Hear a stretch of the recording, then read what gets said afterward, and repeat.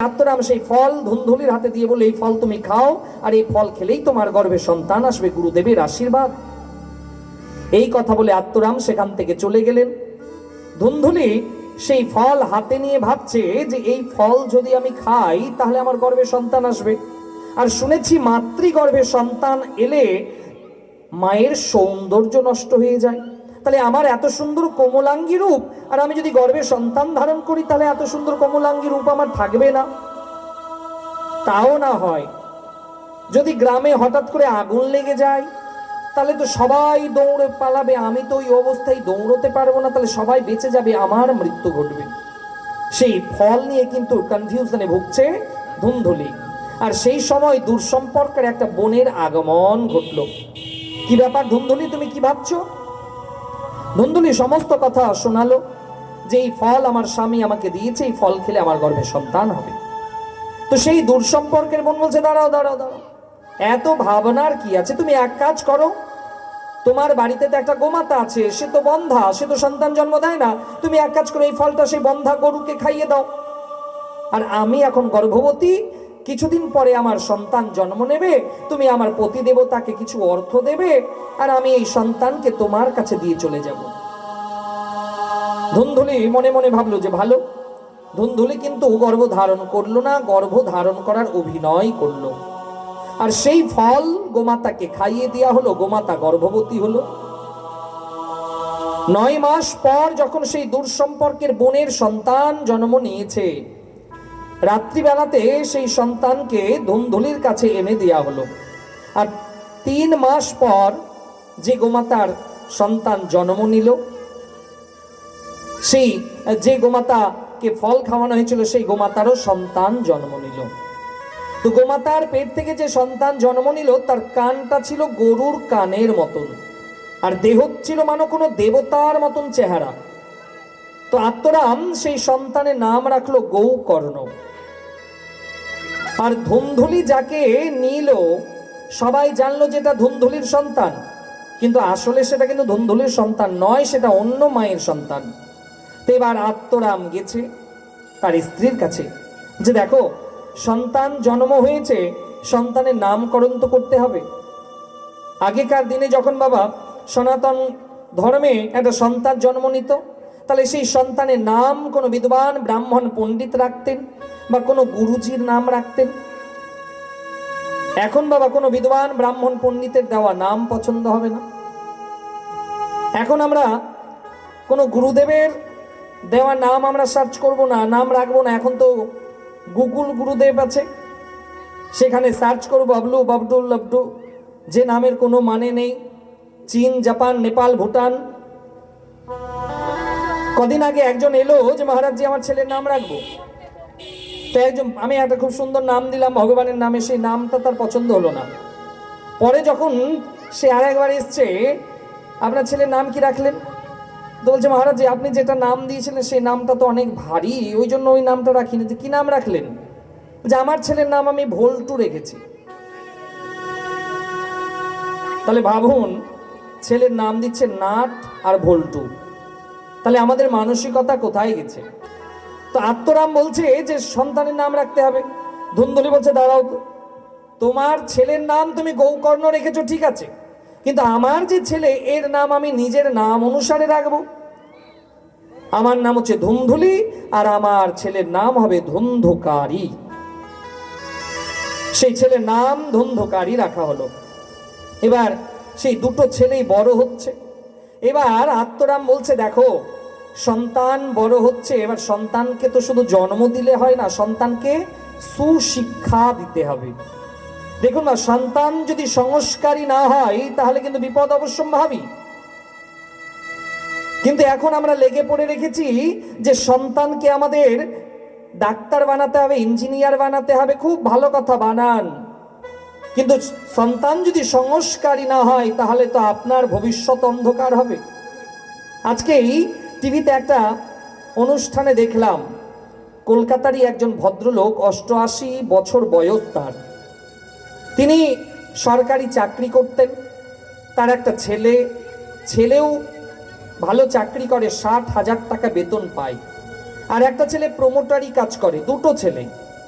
তো সেই 88 বছরের বৃদ্ধ যখন একটা কোনো টিভি সিরিয়ালে এসে কথাগুলো বলছে আর বলতে বলতে কাঁদছে,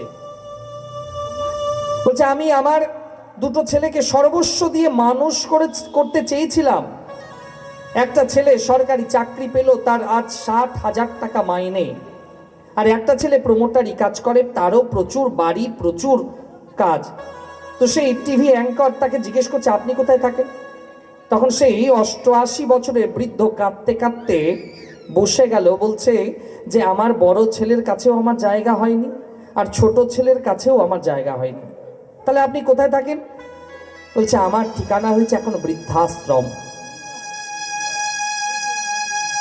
কল্পনা করুন, যে বৃদ্ধ বাবা তার জীবনের সর্বস্ব দিয়ে তার ছেলেকে একটা জায়গাতে এস্টাবলিশড করালো, আজকে সেই ছেলে তার বাবাকে নিজের বাড়িতে রাখতে পারলো না, বৃদ্ধাশ্রমে পাঠালো। বৃদ্ধাশ্রমে যেদিন যাবে তার সমস্ত টাকা সেই ছেলেরা ভাগাভাগি করে নিল, আর বাবাকে ঘর থেকে বের করে দরজা লাগিয়ে দেওয়া হলো। বাবা বলছে যে আমাকে অন্তত আমার 2-4টা পোশাক দাও, সেটাও দিল না সেই দিন তার ছেলে। সেই বাবা পথে কাঁদতে কাঁদতে বৃদ্ধাশ্রমে গেল। সেই বৃদ্ধাশ্রমে এখনো সেই বৃদ্ধ বাবা সেই বৃদ্ধাশ্রমে থাকছে। তাহলে আমরা আমাদের সনাতন ধর্মে আমরা সবাই চাই আমাদের ছেলে মেয়ে যেন মানুষ হোক, খুব ভালো কথা, কিন্তু তার সঙ্গে সঙ্গে মা সংস্কার দিতে হবে। ছেলে মেয়েকে যদি সঠিক সংস্কার না দেন, তাহলে দেখবেন ছেলে বউ বাড়িতে অ্যালসেশিয়ান কুকুর রাখবে, তার জায়গা হবে, আর বৃদ্ধ মা বাবার জায়গা কিন্তু ঘরে হবে না, বৃদ্ধাশ্রমে যেতে হবে। এই জন্য ছেলেকে আগে সংস্কারী বানান। ছেলে যদি সংস্কারী হয়, তাহলে আপনি যেদিন অসুস্থ হবেন, আপনার সংস্কারী ছেলে বাইরে থাকলেও বাইরে থেকে ডাক্তারবাবু নিয়ে আসবে আপনার ট্রিটমেন্টের জন্য। আর ছেলে যদি কুলাঙ্গার থাকে, তাহলে দেখবেন আপনি বাবা মা যেদিন অসুস্থ হবে, তখন সেই ছেলে ডাক্তারকে নয় উকিলকে নিয়ে আসবে। ছেলে যদি কুলাঙ্গার হয় আর যদি খবর পায় যে বাবা মা অসুস্থ হয়েছে, সেই ছেলে ডাক্তারবাবুকে আনবে না, উকিলকে নিয়ে আসবে। কেন? কবে আমার বাপ মা টপকাবে তার আগে সবকিছু আমি যেন নিজের নামে করতে পারি। এই জন্য ছেলেকে সংস্কারী বানান। কারণ চারদিকে এমন একটা সিচুয়েশন তৈরি হয়েছে, কেউ চায় না আপনার ছেলে শিক্ষিত হোক। বর্তমান ভারতবর্ষের যারা সেই উঁচু সিংহাসনে বসে আছে, তারাও চায় না যেন আপনার ছেলে শিক্ষিত হোক। কারণ তারা জানে আপনার ছেলে যদি সুশিক্ষিত হয়ে যায়, তাদেরকে প্রশ্ন করবে, আর সেই প্রশ্নের উত্তর সেই উঁচু সিংহাসনে বসে থাকা লোকেদের কাছে নেই। তারা চাইবে আপনার ছেলেকে তাদের দলে টানতে, তাদের কাজ করে দেওয়াটাই যথেষ্ট। পড়াশোনা জাহান্নামে যাক। এখন আগেকার দিনে বাবা যারা পড়াশোনা করেছে, স্কুলে যেতে গেলে পড়াশোনা করতো, কিন্তু এখন স্কুলে বাবা পড়াশোনা তো অনেক দূরে চলে গেছে। খাওয়া দাওয়াটা একদম চাকাচাক হতে হবে, পেট ভরে ঠুসে ঠুসে খাও, পড়াশোনা যেমন হোক। আজকেই কোনো একজন উঁচু সিংহাসনে থাকা একজন ব্যক্তি তিনি বলছেন যে ভারতবর্ষের কোনো একটা রাজ্যে, আপনারাই বুঝে যাবেন, কোনো একটা রাজ্যে ছাত্রদের পাঠ্যপুস্তকে দেয়া হলো নেতা কেমন করে হতে হবে। তাহলে ভাবুন আমাদের অবস্থা কি হবে। যেখানে আগে আমাদের ছোটবেলায় পড়ানো হতো যে তোমরা আদর্শ কেমন করে, তোমরা আদর্শ সন্তান হবে, কেমন করে আদর্শ মানুষ হবে, মহাপুরুষের জীবনী পড়ানো হতো, নেতাজি সুভাষচন্দ্রের জীবনী পড়ানো হতো, আর আজকে সেই পাঠ্য পুস্তকে আসলো নেতা কেমন করে হবে। ছোট ছোট ছেলে মেয়েদেরকে নেতা হতে শেখানো শুরু করে দিল কোন একটা রাজ্যে। আপনারা সবাই জানেন কোন রাজ্যে। কারণ ভারতবর্ষের অন্যান্য রাজ্যে আপনি চলে যান, বিহারে চলে যান, বিহারের ছেলেরা লেখাপড়া করে চাই যে আমাকে ব্যাংকের ম্যানেজার হতে হবে। এই জন্য দেখবেন বেশিরভাগ ব্যাংকে সব কিন্তু বিহারি ম্যানেজার। ইউপির ছেলেরা চায় যে আমাকে আইএএস আইপিএস হতে হবে। পাঞ্জাবের ছেলেরা ভাবে যে আমাকে বড় কোনো ডিফেন্সের অফিসার হতে হবে। ব্যাঙ্গালোরে চলে যান, সেখানকার ছেলেমেয়েরা চাই আমাকে এমবিএ বিবিএ করতে হবে, কোনো বড় কোম্পানিতে জব করতে হবে। আপনি কেরালাতে চলে যান, সেখানকার ছেলেরা চায় আমাকে ডাক্তার হতে হবে।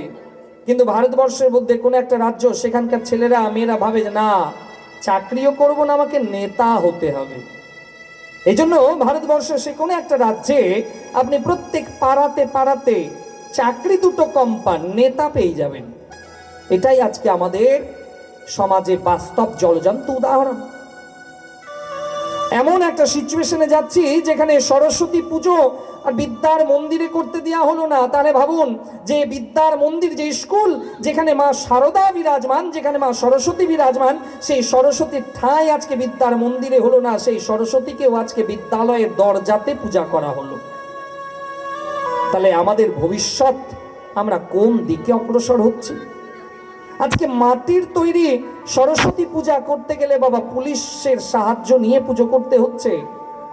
আজকে আমরা এমন একটা সিচুয়েশনে আছি যে মাটির তৈরি লক্ষ্মী সরস্বতীর পূজা করতে গেলে পুলিশের সাহায্য নিয়ে সেই মাটির সরস্বতীর পুজো করতে হচ্ছে। তাহলে ভাবুন আমাদের সমাজে যারা জ্যান্ত লক্ষ্মী সরস্বতী ঘুরে বেড়ায় তাদের নিরাপত্তা কোথায়? কেউ আমরা ভাববো না। আমরা সবাই ভেবেছি যে আমাকে এস্টাবলিশড হতে হবে, আমাকে রোজগার করতে হবে, আমি ভালো থাকলেই হবে। কিন্তু এটা তো নয়। আমার সমাজ যদি ভালো না থাকে তাহলে আমি তো কদাপি ভালো থাকতে পারবো না। কিন্তু আমরা কেউ ভাববো না। আজকে আমাদের হিন্দু সনাতনীদের উপরে এই রকম ভাবে প্রেসার ক্রিয়েট করা হচ্ছে। আজকে অন্যান্য সম্প্রদায়ের মানুষ তারা নিজের ধর্ম পালন করবে, কোনো অসুবিধা নেই। আর যখন হিন্দু সনাতনী নিজের সম্প্রদায়ের কোনো অনুষ্ঠান করতে যাবে তখন সে সাম্প্রদায়িক হয়ে যাবে। এটাই আজকে আমাদের ভাগ্যের বিড়ম্বনা। আজকে মাটির সরস্বতী পূজা করার জন্য পুলিশ পাহারা দিচ্ছে, তাহলে জ্যান্ত যে লক্ষ্মী সরস্বতী আমাদের পাড়াতে যে হেঁটে হেঁটে ঘুরে বেড়াচ্ছে তাদের নিরাপত্তার কথা কেউ আমরা ভাবলাম না। মাটির সরস্বতী পূজা করতে গেলে পুলিশ পারমিশন লাগছে। তাহলে আজকে দেখুন আমাদের কি সিচুয়েশন এসে আমরা দাঁড়িয়ে গেলাম। প্রত্যেক সাধু সন্ত মহাত্মা ব্যাসপীঠ থেকে চিৎকার করে বলছে আপনারা সনাতনী, আপনারা সচেতন হন। কেন? সাধু সন্ত মহাত্মা এরা ভবিষ্যৎ বুঝতে পারছে, তাই ভবিষ্যৎ ভেবে আপনাদের বলছে। কিন্তু এখনো হিন্দু সনাতনী আমরা জেগে জেগে ঘুমোচ্ছি। এমন একটা সময় আসবে যে দেওয়ালে পিঠ থেকে যাবে, করার কিছু থাকবে না। শুরু হয়ে গেছে। আজকে ভারতবর্ষে বহু হিন্দু মন্দির যেখানে যে আপনি টাকা দেন সেই টাকা ভারত সরকারের রাজকোষে জমা হয়, সেটা ভারত সরকার নিজের দেশ চালানোর কাজে লাগে। সেই টাকা দিয়ে অন্য সম্প্রদায়ের মানুষ নিজের সুবিধা নেবে, তখন বিরোধিতা করবে না। আর কোন একটা জেলাতে যদি সেই জেলাতে প্রবেশ দরজাতে কোনো দুর্গার ছবি লাগানো হয় তখন সেটা হয়ে যাবে সাম্প্রদায়িক। তাহলে আজকে আমাদের সিচুয়েশন আমরা কোন দিকে গেলাম? কেউ আমরা ভাবলাম না যে আমাদের ভবিষ্যৎ কি হবে। তো সেই আত্মরাম বলছে দেখো সন্তানকে তো সুশিক্ষিত করতে হবে, আর সন্তানের যদি লেখাপড়া না হয় তাহলে তো সেই সন্তান অধোগতির দিকে যাবে। সেই ধুন্ধুলি বলছে দাঁড়াও দাঁড়াও দাঁড়াও, তোমার ছেলেকে তুমি লেখাপড়া করাবে করাও, আমি আমার ছেলেকে লেখাপড়া করাবো না। আমি তো আমার চাই আমার ছেলে যেন সদা সর্বদা আমার সামনেই থাকে। সেই সময় আত্মরাম গৌকর্ণ মহারাজকে কাশী ধামে পাঠালো শিক্ষা লাভের জন্য। কাশী ধাম এমন একটা ধাম যে সারা ভারতবর্ষের আগে কোনো পাণ্ডিত্য অর্জন করার জন্য যদি পড়াশোনা করতে যেতে হতো তাহলে বাবা কাশী ধামে যেতে হতো, কাশী নগরীতে। আর কাশীর ছেলেরা যদি পাণ্ডিত্য অর্জন করার জন্য যেত তাহলে কোথায়? তাদেরকে কাশ্মীরে পাঠানো হতো। কাশ্মীরে পাঠানো হতো। কাশ্মীর আর কাশী এই দুটো ভারতবর্ষের পাণ্ডিত্যের জায়গা। তো সেই গৌকর্ণ মহারাজকে কাশী ধামে পাঠিয়ে দেওয়া হলো শিক্ষা লাভের জন্য। আর সেই ধুন্ধুকারীকে কিন্তু তার মা চোখের সামনে থেকে আড়াল করলো না, চোখের সামনেই রেখে দিল। ফল হলো ধুন্ধুকারী যখন একটু বড় হলো, খেলার ছলে বন্ধুদেরকে নিয়ে কুয়োতে ফেলে দেয়, পুকুরে ডুবিয়ে মারে, লোকের ঘরে আগুন লাগিয়ে দেয়। এরকম সেই ছোটবেলা থেকে এরকম অত্যাচার শুরু করলো। সমাজের সবাই এসে প্রতিবাদ করতে লাগলো আত্মরামের কাছে যে কেমন সন্তানকে জন্ম দিয়েছেন আপনি, যে আজকে আমার ঘরের একটা ছোট বাচ্চাকে ইদারাতে ডুবিয়ে মেরে ফেললো। সমাজের সবাই যখন আত্মরামকে এসে আঙ্গুল তুলে বলছে যে আপনার ছেলেটা করেছে, সেই আত্মরাম কাঁদছে। কি বলে কাঁদছে? যখন আমার ছেলে ছিল না তখনও আমি কাঁদছিলাম, আর হে বিধাতা এখন আমার এমন কুলাঙ্গার ছেলে হলো যে এখনো আমাকে কাঁদতে হচ্ছে। আমাদের সমাজে এরকম অনেক বাবা আছে দেখবেন যে যখন সন্তান ছিল না তখনও তাকে কাঁদতে হচ্ছিল। আর আজকে এমন কুলাঙ্গার সন্তান জন্ম নিয়েছে যে আজও তার পিতাকে রোজ কাঁদতে হচ্ছে। সে আত্মরাম কাঁদছে যে যখন আমার ঘরে ছেলে ছিল না তখন আমি কাঁদছিলাম, আর এখন আমার এমন ছেলে হলো যে এই ছেলের জন্য আমাকে আজও কাঁদতে হচ্ছে। নগরের সবাই এসে প্রতিবাদ করলো যে আপনার ছেলে এইরকম অত্যাচার করছে, এইরকম বদমাইশি করছে। সেই আত্মরাম সেখান থেকে চলে গেলেন গভীর জঙ্গলে, যে আমি আর সংসারে থাকবো না, আমি সংসার থেকে বেরিয়ে গেলাম, আমি ভগবানের নাম জপ করব, কীর্তন করব। সে আত্মরাম জঙ্গলের পথে চলে গেলেন। ধুন্ধুকারী মনে মনে ভাবলো যে আমার রাস্তা ক্লিয়ার, যে আমার বাবাও আমাকে শাসন করার জন্য নেই, এখন শুধু আমার মা আর আমি বিরাজমান। ধুন্ধুকারী যখন আর একটু বড় হলো, সেই ধুন্ধুকারী বাবা জুয়া খেলা আরম্ভ করলো। সেই ধুন্ধুকারী জুয়া খেলতে আরম্ভ করলো, আর জুয়া খেলতে খেলতে তার সমস্ত সম্পত্তি নষ্ট হয়ে গেল। জুয়া খেলতে খেলতে তার সম্পূর্ণ সম্পত্তি, তার বাবার যত সম্পত্তি ছিল সব শেষ। ধুন্ধুকারী আর একটু যখন বড় হলো, সেই ধুন্ধুকারী সং হলো 5 জন দুশ্চরিত্র নারীর সঙ্গে। সেই 5 জন দুশ্চরিত্র নারী ধুন্ধুকারীর কাছে যা চাই ধুন্ধুকারী তাই এনে দেয়। একবার সেই দুশ্চরিত্র নারীর মধ্যে একজন বলছে যে আমাকে একটা সোনার হার এনে দিতে হবে। ধুন্ধুকারী যখন সব সম্পত্তি শেষ, ধুন্ধুকারী গিয়ে দেখছে তার মায়ের গলাতে একটা সোনার হার। মায়ের গলা থেকে জোর করে সেই সোনার হার কেড়ে নিয়ে সেই দুশ্চরিত্র নারীদের দিয়ে দিল। সেই ধুন্ধুলে আত্ম অপমান বোধ করলো, আর কুয়োতে ঝাঁপ দিয়ে ধুন্ধুলিও নিজের জীবন ত্যাগ করলো। ধুন্ধুকারী রাস্তা ক্লিয়ার, বাবাও নাই মায়ও নাই। এইবার ধুন্ধুকারী সেই 5 জন দুশ্চরিত্র নারীকে নিজের ঘরে এনে রাখতে লাগলো। সেই নারীরা যা চায় ধুন্ধুকারী যেখান থেকে পারে এনে দেয় তাদের। সেই 5 জন দুশ্চরিত্র নারী তারা ধুন্ধুকারীর কাছে বলছে আমাদের আরো সোনা দানা দিতে হবে। ধুন্ধুকারী সেই সময় মন্দিরের গয়না চুরি করলো। সেই গয়না বস্তাতে ভরে 5 জন দুশ্চরিত্র নারীর কাছে দিয়ে গেল। তার আলোচনা করছে, দেখো ধুন্ধুকারী যদি কোনোদিন ধরা পড়ে তাহলে তো তাকে জিজ্ঞেস করবে এই সোনা আছে কোথায়, তখন তো আমাদের নাম বলবে, আমরা ফেঁসে যাব। এক কাজ করো, আজকে সবাই মিলে আমরা ধুন্ধুকারীকে মেরে দাও। বেশ, ধুন্ধুকারী সেই 5 জন দুশ্চরিত্র নারীর ঘরে প্রবেশ করেছে। প্রথমে তাকে ভালো করে মদিরা পান করানো হয়েছে। 2 জন ধুন্ধুকারীর পা চেপে ধরেছে, 2 জন ধুন্ধুকারীর হাতটাকে চেপে ধরেছে, আর একজন নারী ধুন্ধুকারীর গলাতে ফাঁস দিয়ে টানছে। ধুন্ধুকারীর প্রাণ বিয়োগ হয় না। ধুন্ধুকারী যখন চিৎকার আরম্ভ করেছে সেই সময় সেখানে একটা উনুন জ্বলছিল, আর সেই জ্বলন্ত আগুন ধুন্ধুকারীর মুখের মধ্যে পুড়ে দেয়া হলো। ধুন্ধুকারীর প্রাণ বিয়োগ হলো। জীবনে কোনোদিন ধুন্ধুকারী ভাগবত শোনেনি, জীবনে কোনোদিন ধুন্ধুকারী ভগবানের নাম কীর্তন করেনি, জীবনে কোনোদিন ধুন্ধুকারী ভগবানের নাম জপ করেনি। ধুন্ধুকারীর প্রাণ পিশাচজনিতে গেল। পিশাচজনি বড় ভয়ঙ্কর। সে ধুন্ধুকারীর প্রাণ পিশাচজনিতে গেল। ধুন্ধুকারী জল পান করার জন্য আকাঙ্ক্ষিত হয়ে আছে, কিন্তু পিশাচজনিতে গেছে, না জল পাচ্ছে না পিণ্ড পাচ্ছে, কিছুই পাচ্ছে না।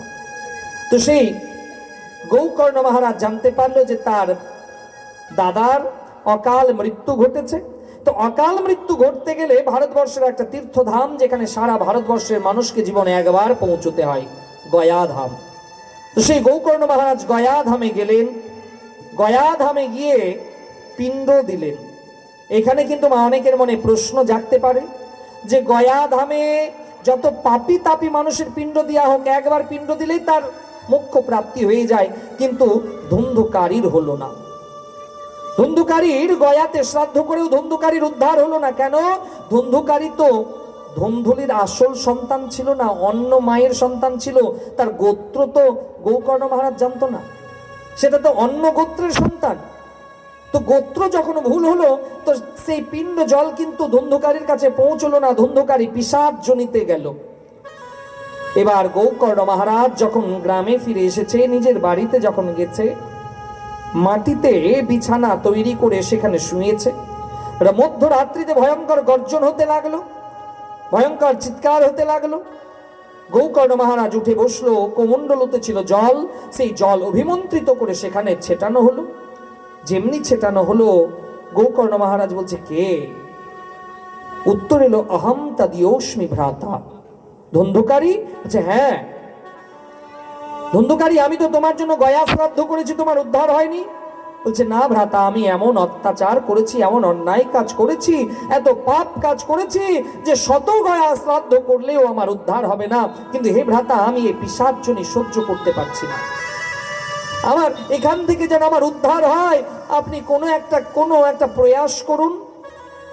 পরের দিন সকালবেলা গৌকর্ণ মহারাজ সূর্য নারায়ণকে অর্ঘ্য দিল, অর্ঘ্য দিয়ে সূর্য নারায়ণের গতিকে রোধ করলো। সূর্য নারায়ণকে বলল যে আমার ভাই পিশাচজনিতে গেছে মহারাজ, বলুন কি করলে আমার ভাইয়ের এই পিশাচজনি থেকে উদ্ধার হবে? সূর্য নারায়ণ গৌকর্ণ মহারাজকে বলল, শ্রীমান ভগবতান মুক্তি সপ্তাহ বাচন। হে গৌকর্ণ মহারাজ, আপনার ভাইকে যদি 7 দিন ভাগবত কথা রসাস্বাদন করাতে পারেন, তাহলে এই ভাগবত শ্রবণ করার পরে আপনার ভাই পিশাচজনি থেকে উদ্ধার পেয়ে যাবে। গৌকর্ণ মহারাজ গঙ্গার তীরে ভাগবত কথার আয়োজন করলো, আর সেখানে সমস্ত সাধু মহাত্মা ঋষি মুনি এলেন ভাগবত শ্রবণ করার জন্য। আর সেখানে একটা শুকনো বাঁশ পুঁতে দেয়া হলো। সেই শুকনো বাঁশের যে গিট, সেই গিটের মধ্যে ধন্ধকারী প্রবেশ করলো। প্রথম দিন যখন ভাগবত কথা শ্রবণ করলো, কথা বিরাম যখন হলো, প্রথম গিট ফেটে গেল। দ্বিতীয়, তৃতীয়, চতুর্থ, পঞ্চম, ষষ্ঠ, সপ্তম, 7 দিনে ভাগবত কথা যখন সম্পূর্ণ হলো, সেই শুকনো বাঁশ ফেটে চৌচির হয়ে গেল। বৈকুণ্ঠ ধাম থেকে বিমান এলো, সে বিমানে করে ধন্ধকারী বৈকুণ্ঠ ধামে চলে গেল, ভগবত প্রাপ্তি ঘটে গেল ভাগবত কথা রস আস্বাদন করে। তো সেখানে তো আরো অনেকজন কথা শ্রবণ করেছিলেন, তারা ভগবানের দিকে আঙ্গুল তুললেন বলে ভগবান তো দ্বিচারিতা করলো। কারণ আমরাও তো ভাগবত কথা শ্রবণ করেছি, তাহলে ভগবান একটা বিমান কেন পাঠালো আমাদের জন্য? কই? এখানে বলা হয়েছে মা ভাগবত হচ্ছে কল্প বৃক্ষ। কারণ কলিযুগে ভাগবত দর্শন মানে কৃষ্ণ দর্শন, কলিযুগে ভাগবত শ্রবণ মানে কৃষ্ণ শ্রবণ। কলিযুগে ভাগবত আর কৃষ্ণ আলাদা নয়। কারণ আপনারা হয়তো 7 দিন সাপ্তাহিক ভাগবত যেখানে শুনেছেন, তারা আপনারা অবশ্যই শুনে হবেন যে ভগবান স্বধামে যাওয়ার আগে নিজের তেজকে শ্রীমদ্ ভাগবত মহাপুরাণের মধ্যে বিরাজ করিয়েছেন। এই জন্য কলিযুগে সাক্ষাৎ গোবিন্দ হচ্ছে ভাগবতে বিরাজমান। এই জন্য ভাগবত যেখানে বসে যায় সেখানে স্বয়ং কৃষ্ণ বিরাজমান। ভাগবত হচ্ছে কল্পবৃক্ষ। অনেকে মনে হবে যে এই কথাগুলো তো আমার জীবনের সঙ্গে মিলছে, এটাই হচ্ছে কল্পবৃক্ষ। তো সেই গৌকর্ণ মহারাজের মুখ থেকে ভাগবত কথা শ্রবণ হলো, আর ধন্ধকারীর ভগবত প্রাপ্তি ঘটে গেল। মাহাত্ম্য কথাতে ছিল এই প্রসঙ্গটা। এবার আপনারা সবাই জানেন যে মহাভারতের প্রসঙ্গে অর্জুনের পুত্র হচ্ছে অভিমন্যু, আর অভিমন্যুর স্ত্রী হচ্ছে উত্তরা, আর উত্তরার গর্ভে শেষ পাণ্ডব বংশজ।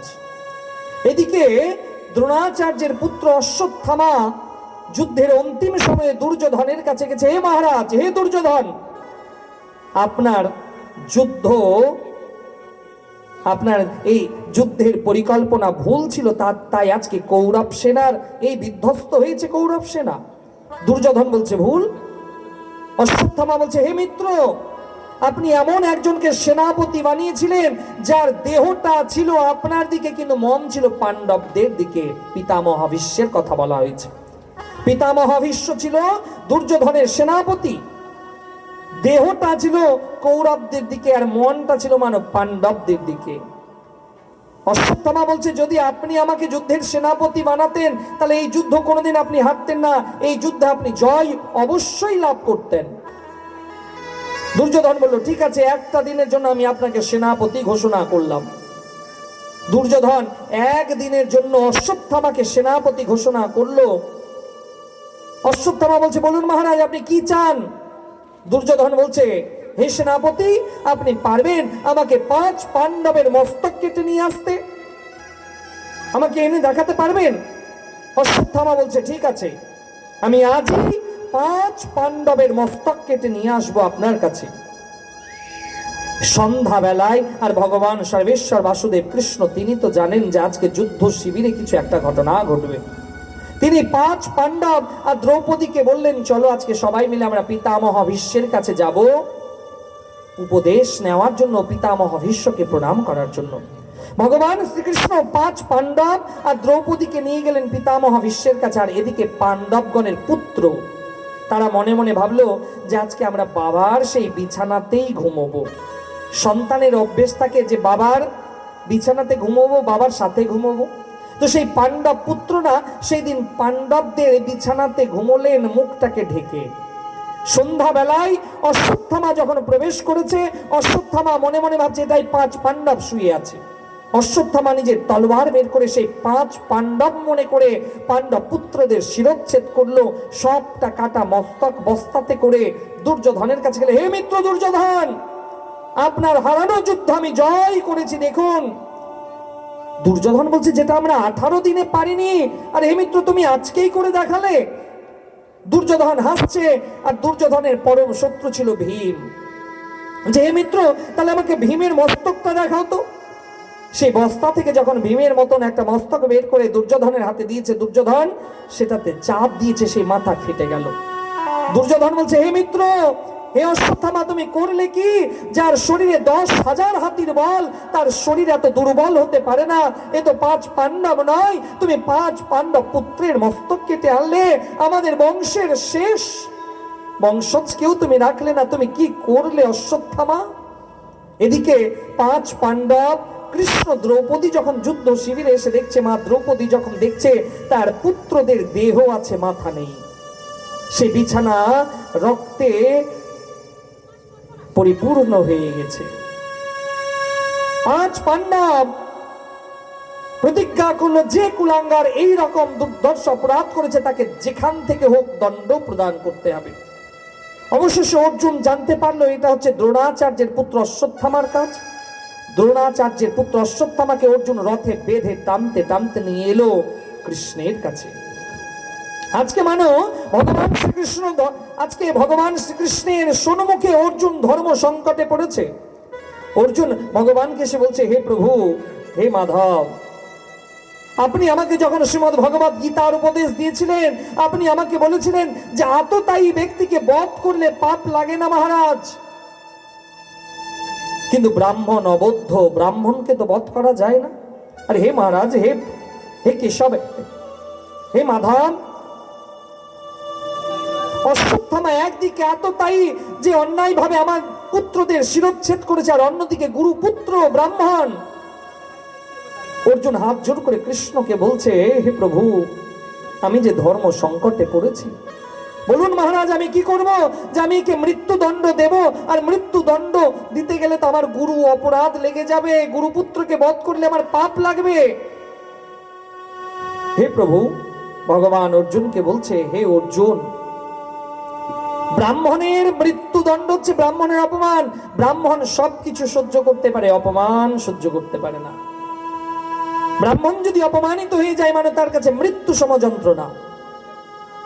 ভগবান বলছে, অশ্বত্থামার কপালে একটা মণি আছে, সেই মণিটাকে বের করে নিন। অর্জুন অশ্বত্থামার কপাল থেকে মণিটাকে বের করলো। ভগবান বললো, হে অশ্বত্থামা, যতদিন এই চন্দ্র সূর্য থাকবে এই মণির ঘা পরিপূর্ণ হবে না। আজও অশ্বত্থামা জীবিত। আপনারা জানেন যে 7টা চিরঞ্জীবী আছে, 7 জনের মৃত্যু হয়নি। অশ্বত্থামা বলির ব্যাস, অশ্বত্থামা মহারাজ বলি, ব্যাসদেব, এদের মৃত্যু হয়নি। কৃপাচার্য, হনুমান, পরশুরাম, এদের মৃত্যু হয়নি। আজও এরা চিরঞ্জীবী, আজও বেঁচে আছেন এরা। অশ্বত্থামা কে ভগবান বললেন তোমাকে জীবিত হয়ে থাকতে হবে, আর এই ঘা কোনোদিন পূর্ণ হবে না। সেখান থেকে অশ্বত্থামা নিজেকে অপমানিত বোধ করলো, সেখান থেকে চলে গেল। অশ্বত্থামা পরের দিন জানতে পারলো যে অভিমন্যুর স্ত্রী উত্তরার গর্ভে পাণ্ডবদের শেষ বংশজ। পরের দিন সকালে ব্রহ্মাস্ত্র চালনা করলো। দেখুন, এখন যাকে আমরা পারমাণবিক অস্ত্র বলি, তখনও সেটা দাপর যুগে ব্রহ্মাস্ত্র বলা হতো। কারণ আমাদের সনাতন ধর্ম সায়েন্টিফিক ধর্ম, প্রত্যেকটা কিছুতে আপনার যুক্তি কিন্তু বিরাজমান হয়ে আছে। তো সেই ব্রহ্মাস্ত্র ধারণ করলো, আর সেই ব্রহ্মাস্ত্রকে চালানো হলো উত্তরার গর্ভকে নষ্ট করার জন্য। কিন্তু কথায় আছে না, মারনে वाला है भगवान, बचाने वाला है भगवान, যাকো রাখে সাইয়া মার সকে না কই। ভগবান যদি কাউকে জীবিত রাখবে, কার হিম্মত আছে তাকে মারবে? ভগবান যদি চাই যে আমি একে রক্ষা করব, কোনো মাইকালালের ক্ষমতা নাই তাকে মেরে ফেলবে। আসুন আমরা সবাই মিলে ভগবানের সেই সুন্দর ভজনের রসাস্বাদন করি। তবে ভগবানের যখনই নাম কীর্তন শ্রবণ করতে হয় তো করতালি দিতে হয়। করতালি দিলে দুটো লাভ আছে। যে প্রথম লাভ হচ্ছে, বাবা বলছে একটা গাছে যদি 5টা পাখি বসে থাকে আর সেই গাছের তলা থেকে যদি করতালি দিই তো গাছের পাখি থাকবে? থাকবে? থাকবে না। আর ঠিক সেই রকম আমাদের দেহরূপ গাছে পাপরূপ পাখি বসে আছে। পাপরূপ পাখি কিরকম? যখনই আপনি ধর্মের কথা শুনবেন, ঘুম লাগবে, হাই উঠবে, পাটাকে দোলানোর ইচ্ছা করবে, মনটা অন্যদিকে যাবে, এইসব হচ্ছে পাপ। যখনই আমরা ভগবানের কীর্তন শুনতে শুনতে করতালি দেব, তাহলে আমাদের এই যে এই সব পাপগুলো আমাদের থেকে অনেক দূরে চলে যাবে। এই জন্য ভগবানের কীর্তন শোনার সময় করতালি দিতে হয়। দ্বিতীয় হচ্ছে, আপনার ডান হাতে কৃষ্ণ বিরাজমান আর বাম হাতে রাধা রানী বিরাজমান। দুটো যখন এক জায়গায় আসে, যে ধ্বনি উৎপন্ন হয়, সেই ধ্বনি যত দূর যায় তত দূর কোনো বিপদ আপদ উপস্থিত হতে পারে না। এই জন্য ভগবানের নাম সংকীর্তন করার সময় করতালি দিতে হয়। ভগবান যাদেরকে হাত দিয়েছে তারা করতালি দেবেন, যাদেরকে হাত দেয়নি তাদের দরকার নেই, বলো রাধে রাধে। কেন অনেক মানুষ এত আলসি হয়ে গেছে না, এখন আপনাদের কথা বলিনি, যারা আসেনি ওদের কথা বলছি। এত আলসি আছে যে হাতটাকে বেঁধে রাখবে, কোমরে প্যান্টের পকেটে ঢুকিয়ে রাখবে, কিন্তু ভগবানের জন্য করতালি দেবে না। না না, আপনারা নয়, আপনারা তো ভালো, যারা আসেনি ওদের কথা বলছি, বলো রাধে রাধে। যাদের যাদের যাদের যাদের ভগবান হাত দেয়নি তারা হাত তুলুন তো দেখি, বলো রাধে রাধে। আর যাদেরকে ভগবান হাত দিয়েছে তারা হাত তুলুন তো দেখি, বলো রাধে রাধে। আসুন আমরা সবাই মিলে করতালি দিতে দিতে সুন্দর ভজনের রসাস্বাদন করি। শ্রদ্ধা রাখো জগত কে লোগো, अपनी दीननाथ पर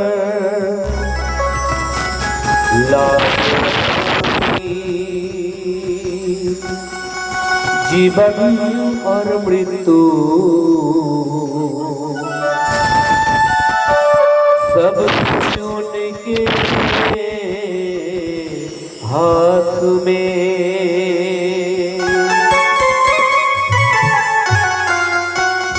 मारने वाला है भगवान,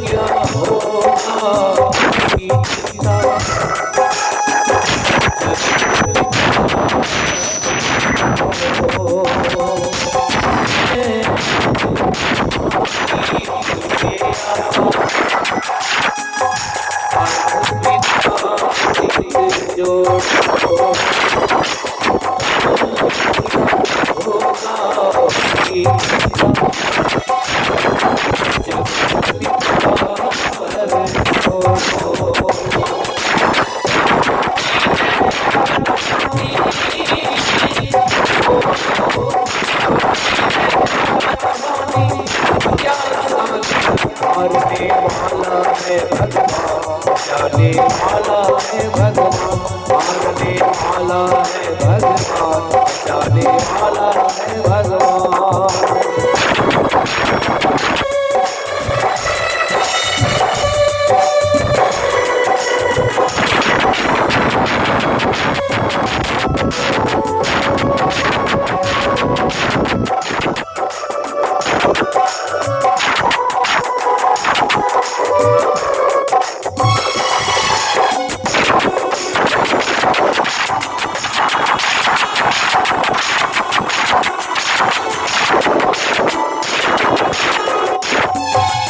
जल भले अग्नि आकाश पवन केवल वश के सत्ता, हुई इच्छा की माया मिल सके पत्ता। जल भले अग्नि आकाश पवन केवल वश के सत्ता, हुई इच्छा की माया मिल सके पत्ता।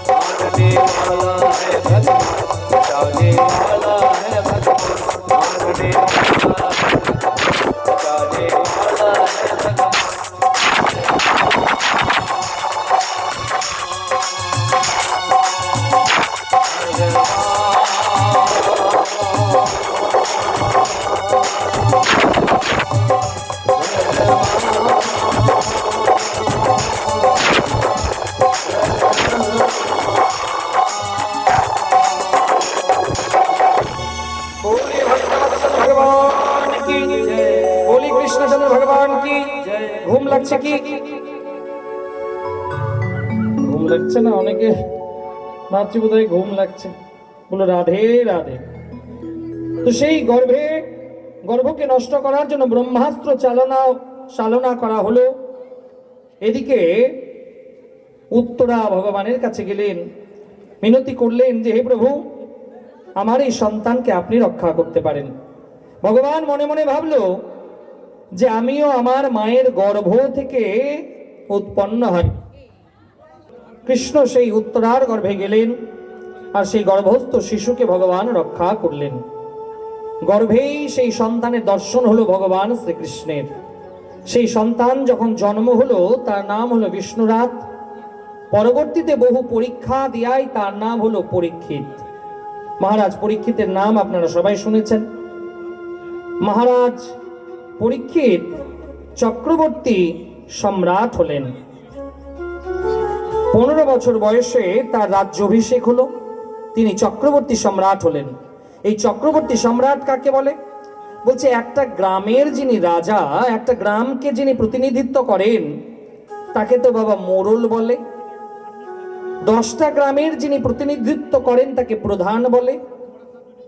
আর 100টা গ্রামের যিনি প্রতিনিধিত্ব করেন তাকে সামন্ত বলে। 1000 গ্রামকে যিনি প্রতিনিধিত্ব দেন তাকে রাজা বলে। 10,000 গ্রামের যিনি প্রতিনিধিত্ব করেন তাকে মহারাজা বলে। আর 1 লক্ষ গ্রামের যিনি প্রতিনিধিত্ব করেন তাকে সম্রাট বলে। আর 7 লক্ষ গ্রামের যিনি প্রতিনিধিত্ব করেন তিনি হচ্ছেন চক্রবর্তী সম্রাট। তো মহারাজ পরীক্ষিত হচ্ছে চক্রবর্তী সম্রাট, তার 15 বছর বয়সে রাজ্যাভিষেক হয়েছে। তিনি একদিন গভীর জঙ্গলে গেলেন। গভীর জঙ্গলে গিয়ে দেখছেন যে একজন ভয়ঙ্কর কদাকার ব্যক্তি একটা ধর্মরূপী বৃষ আর একটা গোমাতাকে পেটাতে পেটাতে চলে আসছে।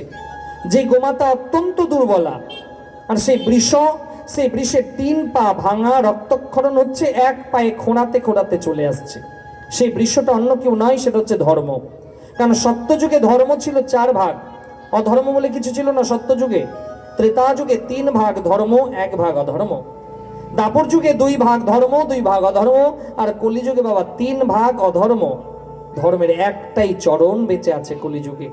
ধর্ম 1 ভাগ আর অধর্ম হচ্ছে 3 ভাগ। আর বলছে এই কলিযুগের আয়ু হচ্ছে 4,32,000। কারণ সত্যযুগে একটা মানুষের উচ্চতা ছিল 20 ফিট। খুব মন দিয়ে শুনুন, সত্যযুগে একটা মানুষের উচ্চতা ছিল 20 ফিট। ত্রেতা যুগে একটা মানুষের উচ্চতা ছিল 15 ফিট। দাপর যুগে একটা মানুষের উচ্চতা ছিল 10 ফিট। আর কলিযুগে একটা মানুষের গড় উচ্চতা হচ্ছে 5 ফিট। কলিযুগের 4টা চরণ, 4,32,000কে আবার 4 ভাগে ভাগ করা হয়েছে। এক একটা চরণের বয়স হচ্ছে 1,32,000। এখন প্রথম চরণ চলছে কলিযুগের।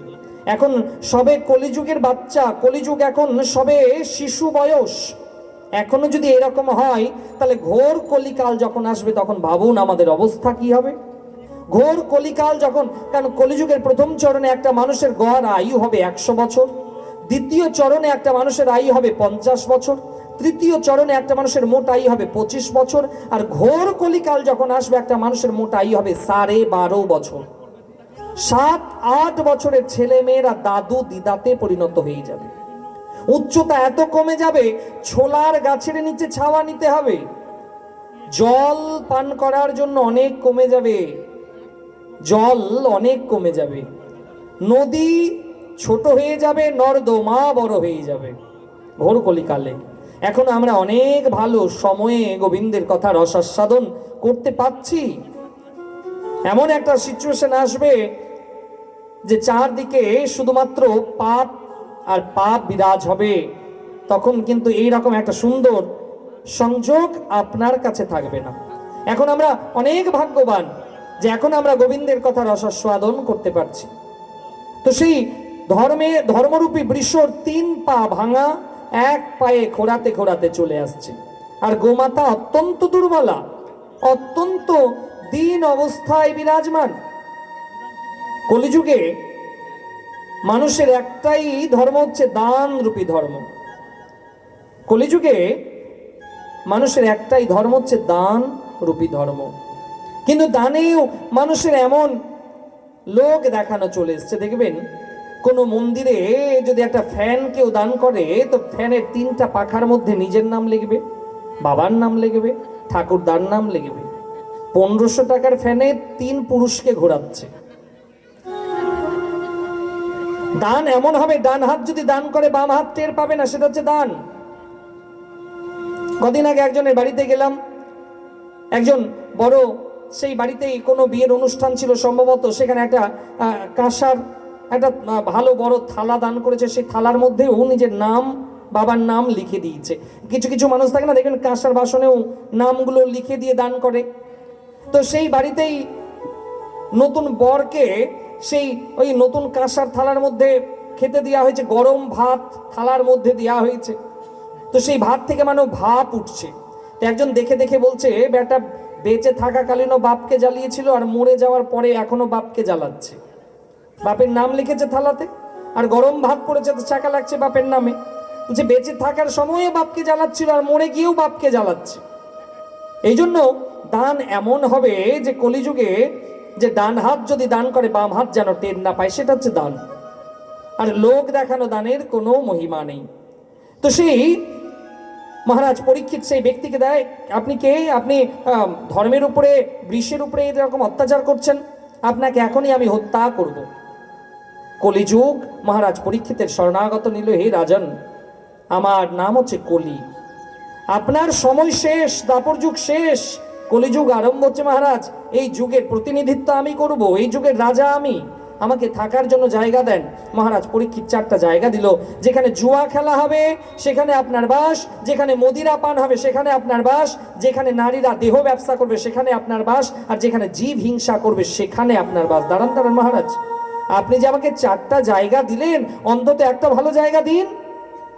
সেই সময় মহারাজ পরীক্ষিত বলল, ঠিক আছে, অধর্ম উপায়ে যে সোনা রোজগার করা হবে সেই স্বর্ণের মধ্যে তোমার বাস। মহারাজ পরীক্ষিত ভুলে গেছিল তার মাথাতে ছিল জরাসন্ধের মুকুট। জরাসন্ধের মুকুট হস্তিনাপুরে বংশানুক্রমিক ভাবে পাওয়া গেছিল। সেই মুকুটকেই মহারাজ পরীক্ষিত ধারণ করে সেদিন জঙ্গলে গেছিল। আর মহারাজ পরীক্ষিতের মস্তকে প্রবেশ করলো কলি মহারাজ। রাজা পরীক্ষিতের বুদ্ধি ভ্রষ্ট হলো। মহারাজ পরীক্ষিত গভীর জঙ্গলে প্রবেশ করেছে। সেখানে ছিল একটা শ্রমিক ঋষির আশ্রম। সেই ঋষি সেখানে ধ্যান করছিলেন। রাজা দরজাতে দাঁড়ালেন। রাজা মনে মনে ভাবলেন যে আমি তো রাজা, আমাকে জলযোগ করাবে, আমার সম্মান করবে। কিন্তু ঋষি তো ঋষি, তিনি তো ধ্যান করছেন, তিনি কর্ণপাত করলেন না। রাজা নিজেকে অপমানিত বোধ করলেন। সেখানে একটা মরা সাপ ছিল বাবা, সেই মরা সাপ ঋষির গলাতে ঝুলিয়ে দিলেন।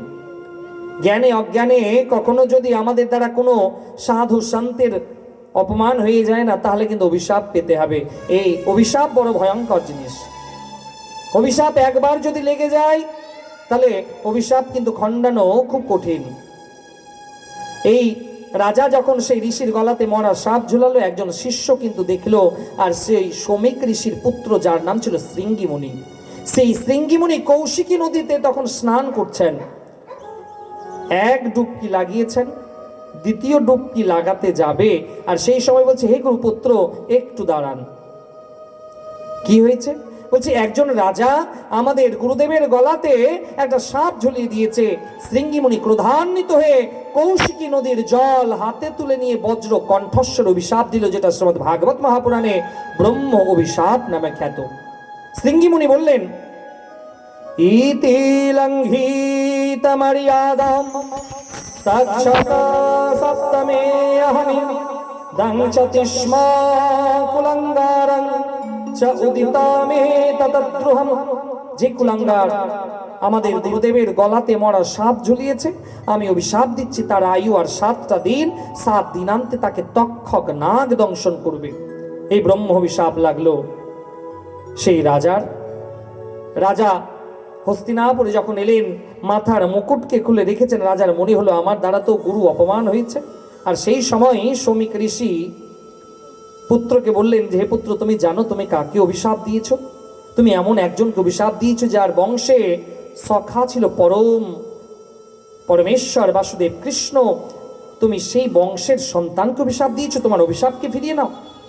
শৃঙ্গিমুনি বলছে, হে গুরুদেব, একটা ধনুক থেকে যখন বাণ বেরিয়ে যায় সেই বাণ তো ফেরানো যায় না, আর একটা ব্রাহ্মণের মুখ থেকে যখন অভিশাপ বেরিয়ে যায় সেই অভিশাপ তো ফেরানো যায় না। এই অভিশাপ তো লাগবে। গৌরমুখকে পাঠানো হলো। গৌরমুখ গিয়ে হস্তিনাপুরে গিয়ে রাজাকে বললেন, হে রাজা, না আপনার ব্রহ্ম অভিশাপ লেগেছে, আপনার আয়ু আর 7 দিন।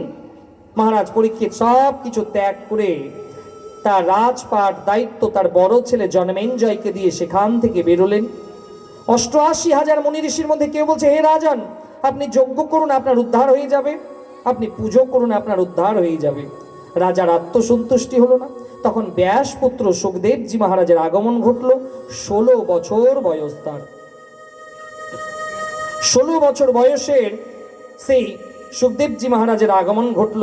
সেই সুখদেবজি মহারাজ বলছে, হে রাজন, 7টা দিন তো অনেক, 7 পলে আপনার উদ্ধার হয়ে যাবে।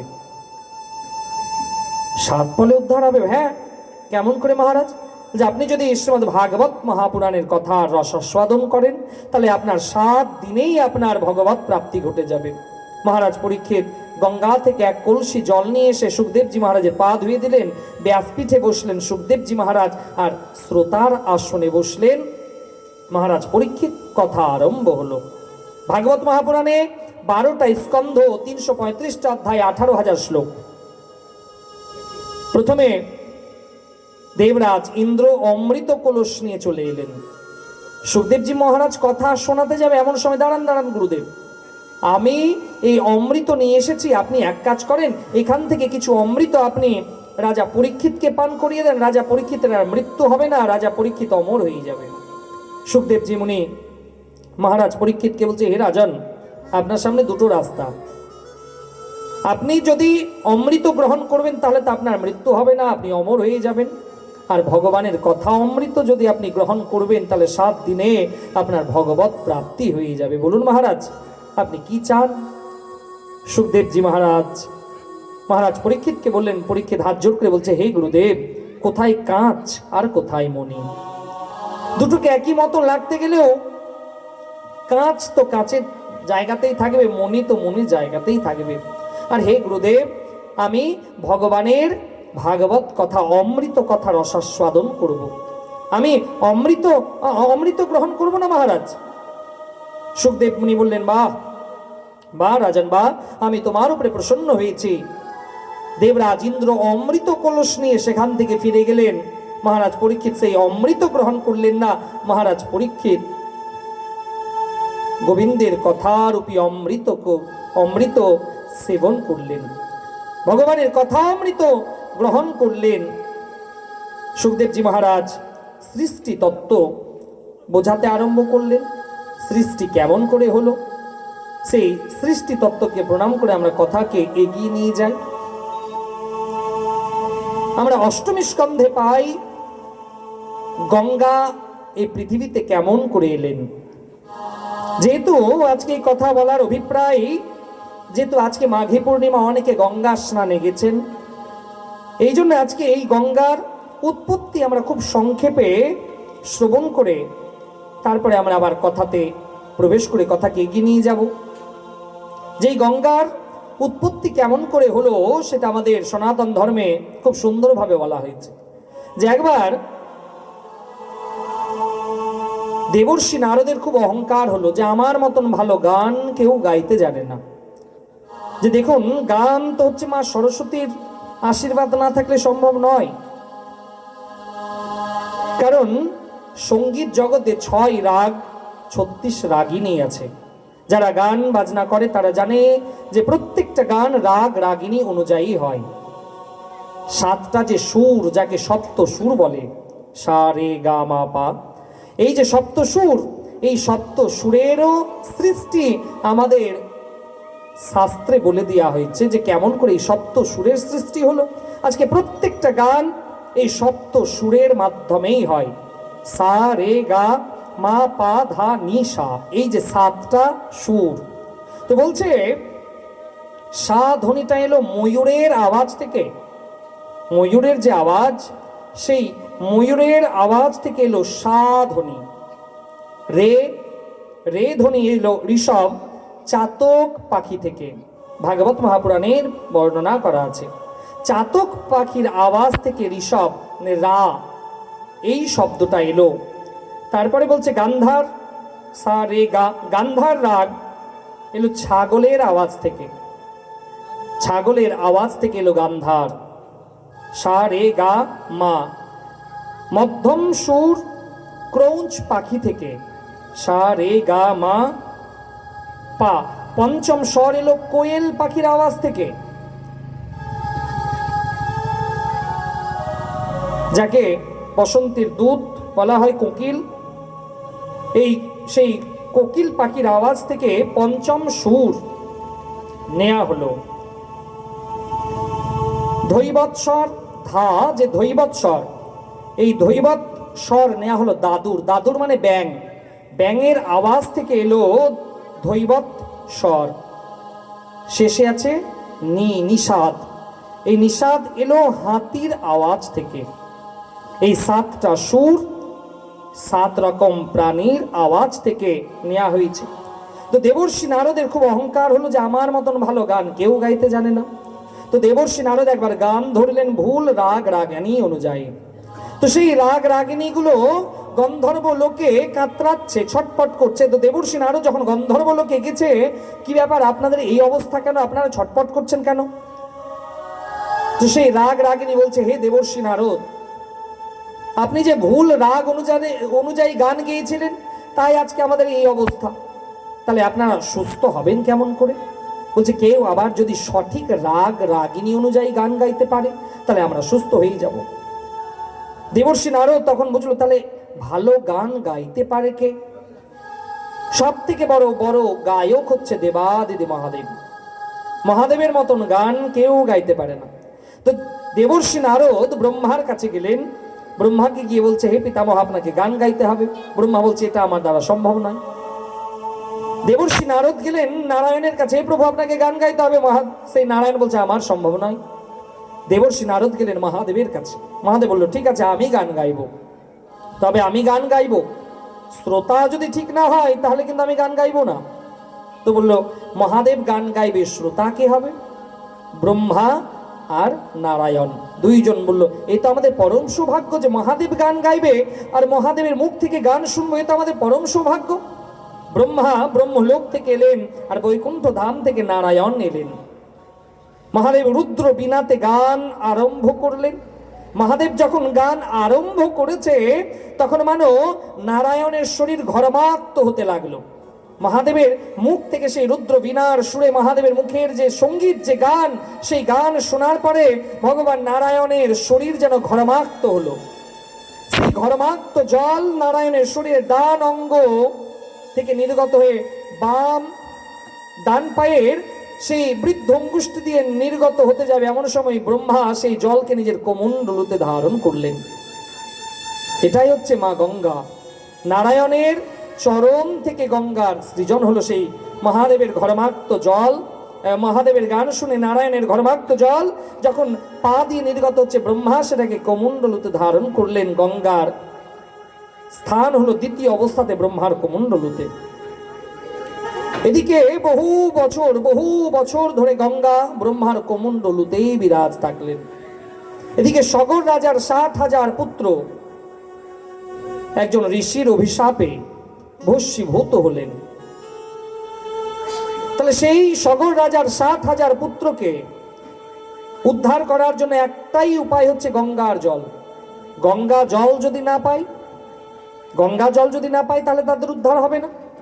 সেই সময় বলা হলো যে স্বর্গে গঙ্গা বিরাজমান ব্রহ্মার কোমণ্ডলুতে। সেই ব্রহ্মার কোমণ্ডলু থেকে গঙ্গাকে নিয়ে আসতে হবে এই পৃথিবীতে, তাহলে আর গঙ্গার জলের ছোঁয়া পেলে তাদের উদ্ধার হয়ে যাবে। তপস্যা আরম্ভ করলো। অংশুমান, দিলীপ, মহারাজ ভগীরথ এই বংশানুক্রমিক ভাবে তপস্যা আরম্ভ করলো। অংশুমান তপস্যা করলো, গঙ্গা তুষ্ট হলো না। তাদের সেই বংশানুক্রমিক ভাবে তাদের বংশের সন্তান মহারাজ ভগীরথ তপস্যা করলেন, মা গঙ্গা সন্তুষ্ট হলো। মা গঙ্গা বলছে, হে ভগীরথ, আমার ধারা যদি সরাসরি পৃথিবীতে পড়ে তাহলে পৃথিবীর অস্তিত্ব থাকবে না। আমার ধারাকে ধারণ করার একজন বাহক লাগবে। কে ধারণ করতে পারে? দেবাদিদে মহাদেব। ভগীরথ দেবাদিদে মহাদেবের তপস্যা আরম্ভ করলেন। মহাদেব সন্তুষ্ট হলো। মহাদেব বলছে, হে ভগীরথ, আমি গঙ্গাকে ধারণ করতে পারবো আমার মস্তকে।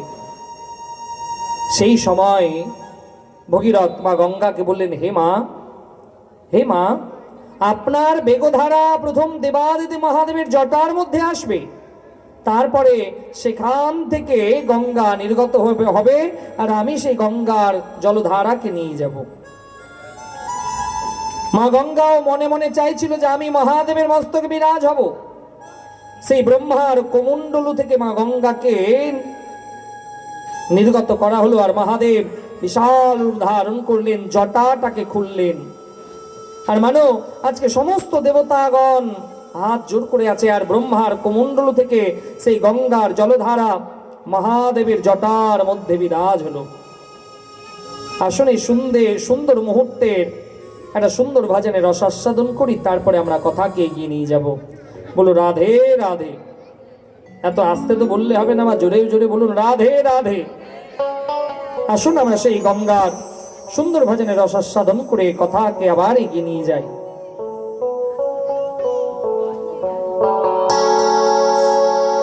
गंगे गंगे माँ गंगे गंगे गंगे माँ गंगे गंगे गंगे माँ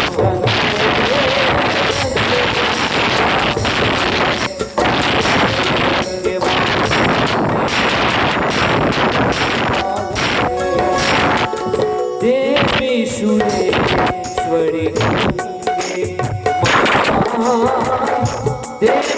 भुवनेश्वरी गंगे गंगे माँ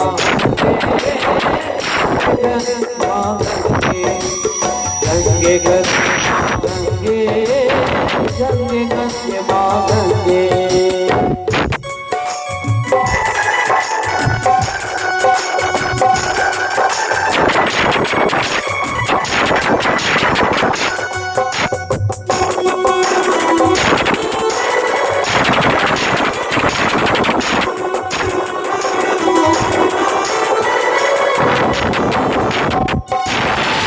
हरिपद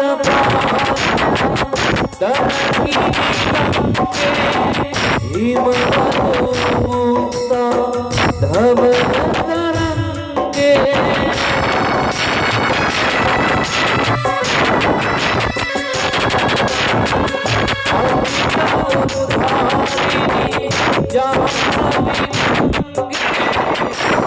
मंडित भंगे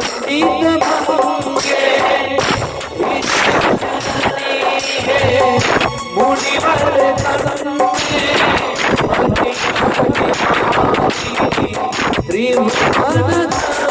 गंगे गंगे माँ गंगे गंगे माँ गंगे गंगे माँ गंगे गंगे माँ देवी सुरेश्वरी देवी सुरेश्वरी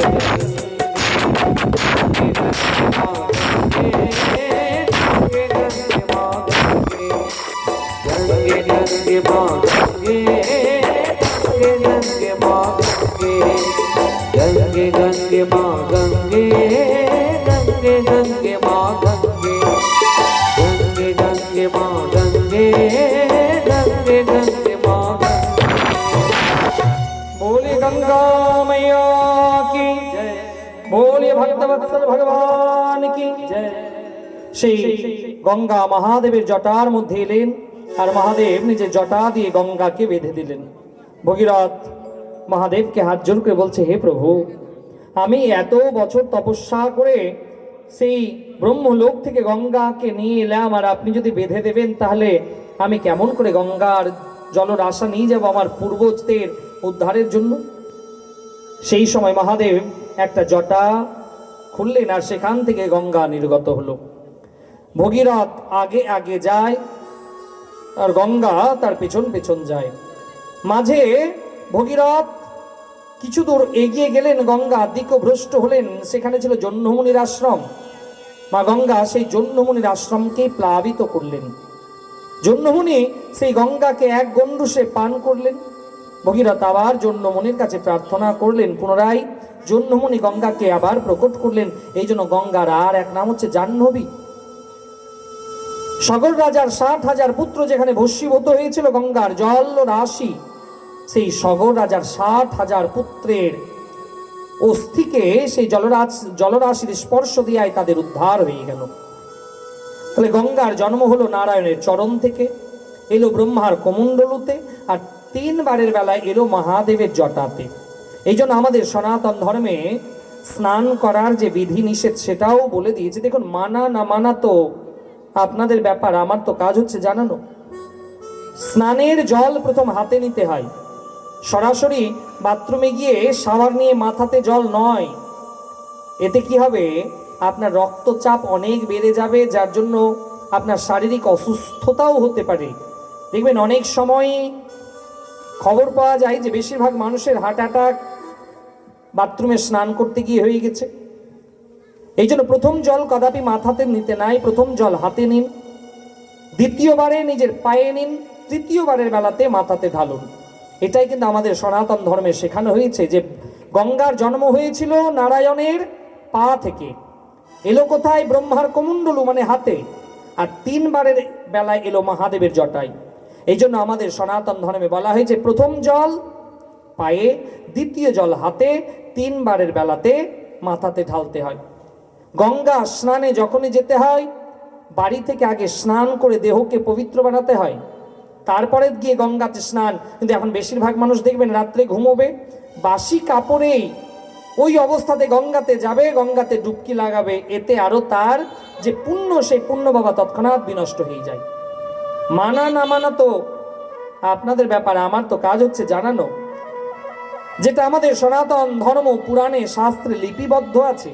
কারণ এমনি এমনি তো ব্যাসপীঠ থেকে কোনো কথা বলা যায় না, যেটা পড়েছি, যেটা আমার গুরুদেব আমাকে জানিয়েছে সেটাই আমি বলতে পারবো, এটা একটা ব্যাসপীঠ, এর মর্যাদা আছে।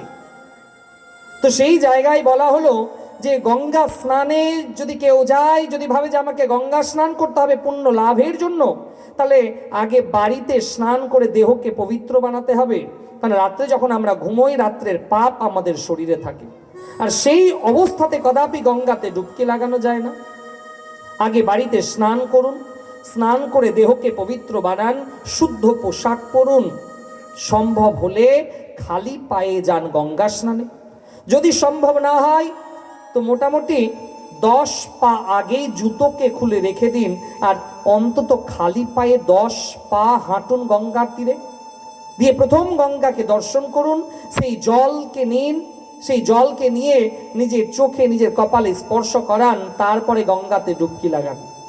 গঙ্গাতে স্নানের বিধি নিষেধ বলা হয়েছে মুসল স্নানম।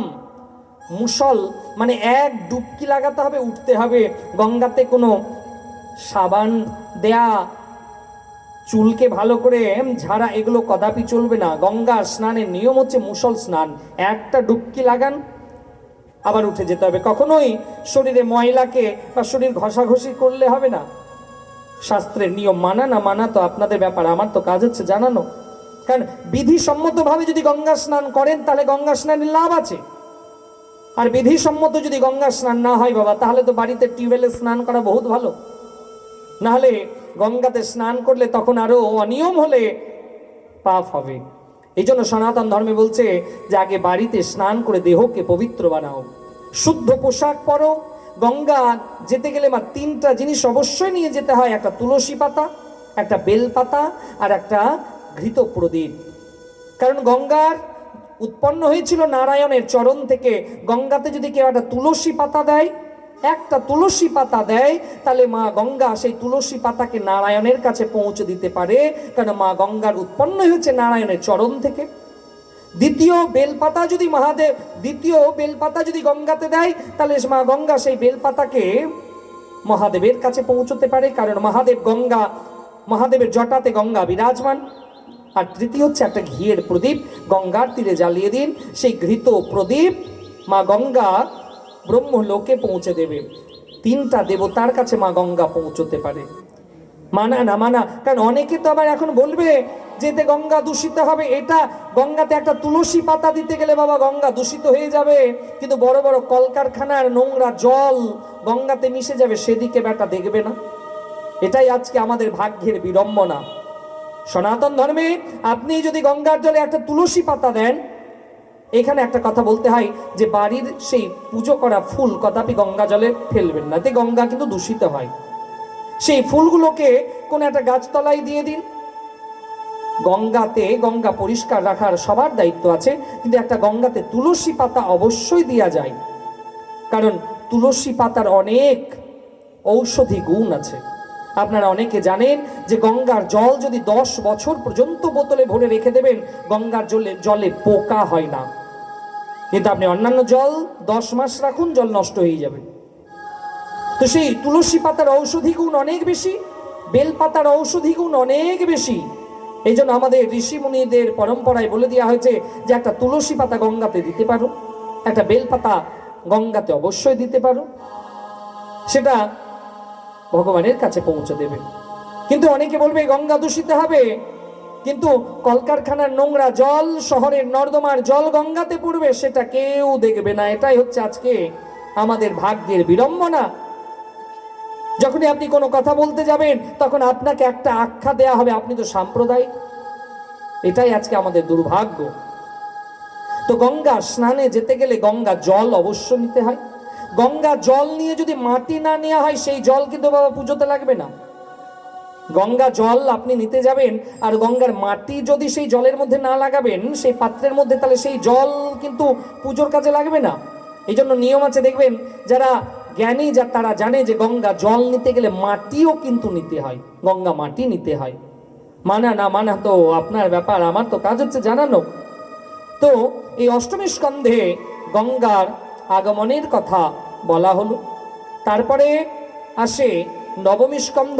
নবমী স্কন্ধে প্রভু রামলালার কথা বলা হয়েছে, রামলালার কথা বলা হয়েছে। তো এই রামলালার সূর্য বংশের কথাগুলোকে প্রণাম করে আমাদের এগিয়ে যেতে হবে। শুধুমাত্র আমরা বংশের বংশাবলী শ্রবণ করব, তারপরে আজকে যেহেতু বুধবার ভগবান কৃষ্ণের কথাকে শ্রবণ করব।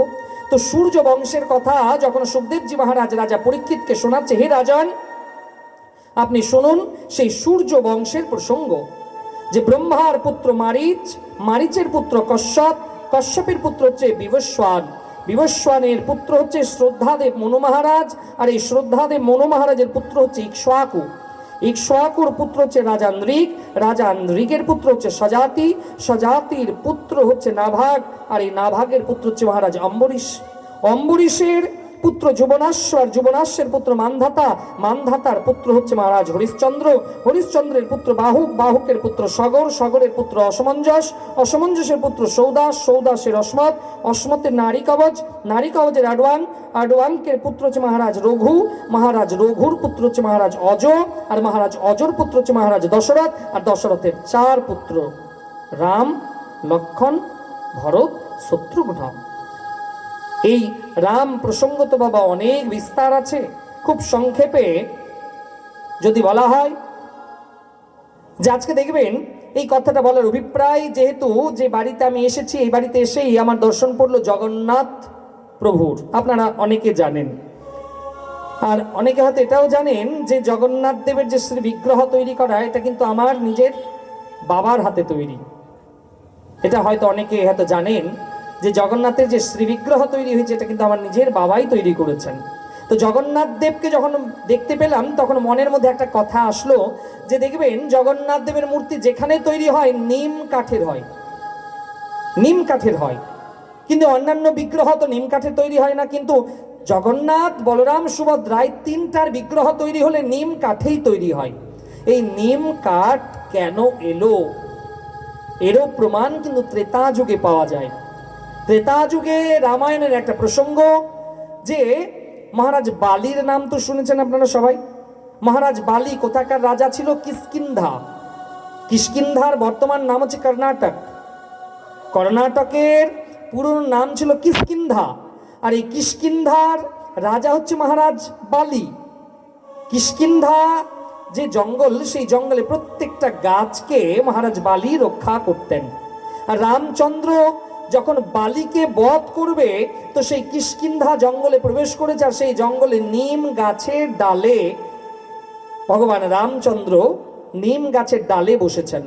মানে নিম গাছ থেকে বাণ নিয়ে মহারাজ বালির উপরে তীর নিক্ষেপ করেছেন, আর মহারাজ বালির তীর লেগেছে। তো মহারাজ বালি সেই নিম গাছকে বলছে, নিম গাছ তুমি তো আমারই রাজ্যের একটা গাছ, আমি তো ছোট থেকে তোমাকে বড় করেছিলাম। রামচন্দ্র না হয় আমাকে বাণ চালালো, তুমি তো একবার আমাকে বলতে পারতে, আমি তোমাকে ছোট থেকে বড় করলাম, আর আমার শত্রু রামচন্দ্র তোমার গাছের ডালে উঠে আমাকে তীর চালালো, সেই তীর আমাকে বিদ্ধ করলো তীর। তুমি তো একবার আমাকে বলতে পারতে, আমি ছোটবেলা থেকে তোমাকে কত সেবা করে বড় করলাম, আর আজকে তোমাকে আশ্রয় করে রামচন্দ্র আমাকে তীর চালালো, আমি তোমাকে অভিশাপ দিচ্ছি, আজ থেকে তোমার পাতা, ফল, রস সব তিক্ত তাই পরিপূর্ণ হয়ে যাবে, তিতা হয়ে যাবে। মহারাজ বালি অভিশাপ দিল সেই নিম গাছকে, যার কারণে নিম গাছের পাতা, ফল, নিম গাছের রস তিতা হয়ে গেল।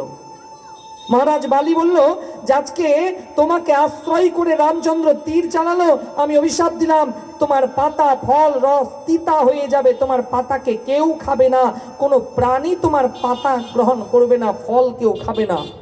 নিম গাছ তখন কাঁদছে, রামচন্দ্রকে বলছে, হে প্রভু আমি তো একটা গাছ, আর হে প্রভু বাণ চালালেন আপনি, লাগলো রাজা বালির, কিন্তু অভিশাপ তো আমাকে খেতে হলো প্রভু, আমার কি অন্যায় ছিল যে সেই অভিশাপ আমাকে পেতে হলো? হে প্রভু আমাকে তো অভিষিক্ত করে দেওয়া হলো, আমি তো অভিশাপ পেয়ে গেলাম। রামচন্দ্র সেদিন নিম গাছকে কথা দিয়েছিল যে হে নিম গাছ, দাপর যুগেতে নয়, কলিযুগে যখন আমি জগন্নাথ রূপে আসব, আমার যে শ্রী বিগ্রহ তৈরি হবে তোমার কাষ্ঠ থেকেই তৈরি হবে, সেই দিন এই অভিশাপ তোমার ঘুচবে। নিম গাছকে দারুময়ী ব্রহ্ম বলা হয়। নিম গাছ হাত জোর করলে বলল যে হে প্রভু, দাপর যুগে নয়, আপনি কলিযুগে যখন আসবেন, জগন্নাথ রূপে যখন আপনার শ্রী বিগ্রহ তৈরি হবে, আমার কাঠ থেকে হবে? বলছে হ্যাঁ। আর হে নিম গাছ, তোমাকে দারুময়ী ব্রহ্ম বলা হবে। আর যেই দিন কলিযুগে আমি জগন্নাথ রূপে আসব, আর তোমার সেই দারুময়ী ব্রহ্ম রূপ কাষ্ঠ থেকে আমার শ্রী বিগ্রহ নির্মাণ করা হবে, সেই দিন তোমার অভিশাপ ঘুচবে। তাই আজও জগন্নাথ দেবের বিগ্রহ যখন তৈরি করা হয়, বাবা নিম কাঠেরই তৈরি করা হয়। রামায়ণে এই প্রসঙ্গ খুব সুন্দর বর্ণনা করা আছে। রাজা বালির অভিশাপে নিম গাছের পাতাকে তিক্ত হতে হয়েছিল, তিতা হতে হয়েছিল। তো এই রাম প্রসঙ্গকে প্রণাম করে এবার দশমী স্কন্ধে প্রবেশ করছি। মহারাজ পরীক্ষিত সুখদেবজি মহারাজকে বলছে, হে গুরুদেব, হে গুরুদেব, কৃপা করে আপনি আমাকে চন্দ্র বংশে প্রসঙ্গ বিস্তার পূর্বক শোনান। কথিত বংশ বিস্তার ভবতা সোম সূর্যয়া রাজ্ঞাং চো ভবংশান্যাম চরিতাং পরমাদ্ভুতম। হে গুরুদেব, কৃপা করে আমাকে সেই চন্দ্র বংশের প্রসঙ্গ শোনান। সুখদেবজি মহারাজ বলছে, হে রাজন, আমিও আপনাকে ব্যাকুল হয়ে আছি কৃষ্ণ প্রসঙ্গ শোনানোর জন্য। এবার এখান থেকে কৃষ্ণ লীলা আরম্ভ হচ্ছে। হে রাজন, মথুরার রাজা হচ্ছে উগ্রসেন, আর উগ্রসেনের পুত্র হচ্ছে কংস। কংস এত প্রতাপী ছিল যে সবসময় চাইতো তার বাবার কখনো মৃত্যু হবে, কারণ বাবার মৃত্যু হতে গেলে তিনি রাজা হবে। কারণ এখন তো রাজ সিংহাসনে বসার জন্য সবাই ছটফট করে, যে সবাই চাই যে আমি ওকে ডাউন করে আমার চেয়ারটা যেন ঠিকঠাক থাকে। তো সেই কংস চাইতো যে আমার পিতার অবসান হলেই আমি রাজা হব, আমার পিতা মরে গেলে আমি রাজা হব। কারণ সবাই চাই সেই রাজ গদিতে বসার জন্য, সম্পর্ক যাই হোক। তো কংস চাইতো যে আমার পিতার মৃত্যু হলেই আমি রাজা হব। এবার দেখছে বাবা মরছে না, কংস বলছে না আমাকে রাজা হতে হবে, আর নিজে সিংহাসনে বসার জন্য বাবা যা করতে হয়, কারণ রাজগতির লোভ এত লোভ যে এখানে সম্পর্কও বেশি দিন টেকে না। রাজগতির লোভ এমন লোভ। তো কংস নিজের পিতাকে কারাগৃহে বন্দী করলো, উগ্রসেনকে কারাগৃহে ভরে দিল, আর মথুরার রাজা হলো কংস। অত্যাচার শুরু হলো, চারদিকে অত্যাচার করা হলো, প্রজাদের উপরে শোষণ করা হলো, প্রজাদের ধর্ম কাজ করতে দেয়া যাবে না। কংস চারদিকে বলে দিল যে তোমরা ধর্ম অনুষ্ঠান করতে পারবে না, কারণ আমি তোমাদের রাজা, আমি যেটা আদেশ দেব তোমাদেরকে পালন করতে হবে। কংস প্রজাদের উপরে অত্যাচার করতে লাগলো, প্রজাদেরকে শোষণ করতে লাগলো, প্রজাদের ধর্মের জায়গাগুলোকে বিধ্বংস করলো। যে কোনো রাজা যদি প্রজাদের উপরে শোষণ করতে আরম্ভ করে দেয়, তাহলে বুঝতে হবে রাজার পতন অনিবার্য। কংসের এত পাপ বেড়ে গেল যে কংস যে কোনো সময় যে কোনো মানুষকে খুন করে দেয়, যে কোনো মানুষকে হত্যা করে দেয়।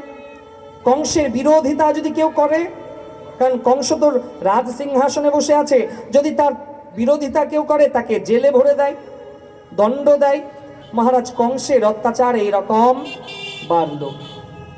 কংস ধর্মপ্রাণ মানুষদের উপরে অত্যাচার শুরু করলো, বন্দি বানালো, জেলে ভরলো। একজন এসে বলছে, মহারাজ আপনি তো রাজা। বলছে হ্যাঁ।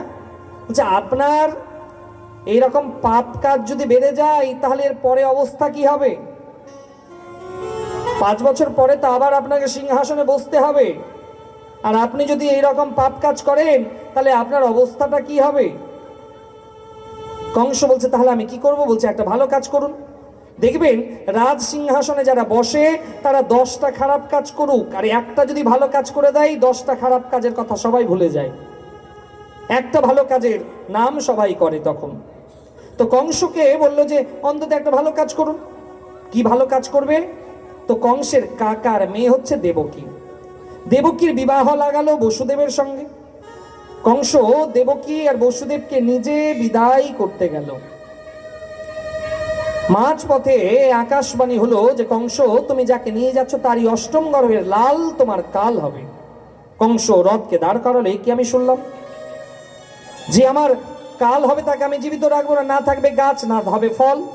কংস তলোয়ার বের করে হত্যা করতে যাবে, এমন সময় বসুদেব হাত জোর করলো যে হে প্রভু, এই কংস, আমি কথা দিচ্ছি আমাদের যত সন্তান হবে আমি নিজের হাতে এসে তোমাকে নিবেদন করবো, তুমি একে ছেড়ে দাও। দেবকী আর বসুদেবকে কংস শ্বশুর বাড়িতে না নিয়ে গিয়ে কংস নিজের কারাগৃহে বন্দি করে দিল। কারাগৃহে থাকতে লাগলো। এইদিকে প্রথম সন্তান জন্ম হলো। দেবকী আর কংস সেই সন্তানকে নিয়ে গেল কংসের, দেবকী আর বসুদেব সেই সন্তানকে নিয়ে গেল কংসের কাছে। কংস সেই সন্তানকে বলে, না না দেবকী, এই সন্তানকে নিয়ে যাও, আকাশবাণী হয়েছিল তোমার অষ্টম গর্ভের কাল আমার প্রাণহন্তা হবে, তোমার অষ্টম গর্ভের সন্তান আমার প্রাণহন্তা হবে, এ তো নিয়ে যাও। দেবকী অত্যন্ত খুশি হয়ে সেই সন্তানকে নিয়ে যাচ্ছে। এমন সময় দেবর্ষি নারদের আগমন ঘটল। মহারাজ, একটা ফুল নিয়ে গেল, বলুন তো মহারাজ, এই ফুলের শুরু কোনটা পাপড়ি থেকে আর শেষ কোনটা পাপড়ি থেকে? কেউ বলতে পারবে না। তো কংস বলছে, তো আমি বলতে পারবো না। তাহলে বলুন মহারাজ, আপনি কেমন করে বুঝলেন যে এটাই আপনার কাল নয়, এটাও তো আপনার কাল হতে পারে? কংস জোর করে দেবকীর কোল থেকে সেই সন্তানকে কেড়ে নিয়ে পাথরে ছুঁড়ে হত্যা করলো। দ্বিতীয়, তৃতীয়, চতুর্থ, পঞ্চম, ষষ্ঠ, এক এক করে কন্যা, এক এক করে সেই কংস প্রত্যেকটা সন্তানকে হত্যা করলো। শিশু বধ কংস নিজের ঘাড়ে নিল। ভগবান সব পাপের প্রায়শ্চিত্ত দিয়েছে, কিন্তু শিশু হত্যার প্রায়শ্চিত্ত ভগবান দেয়নি।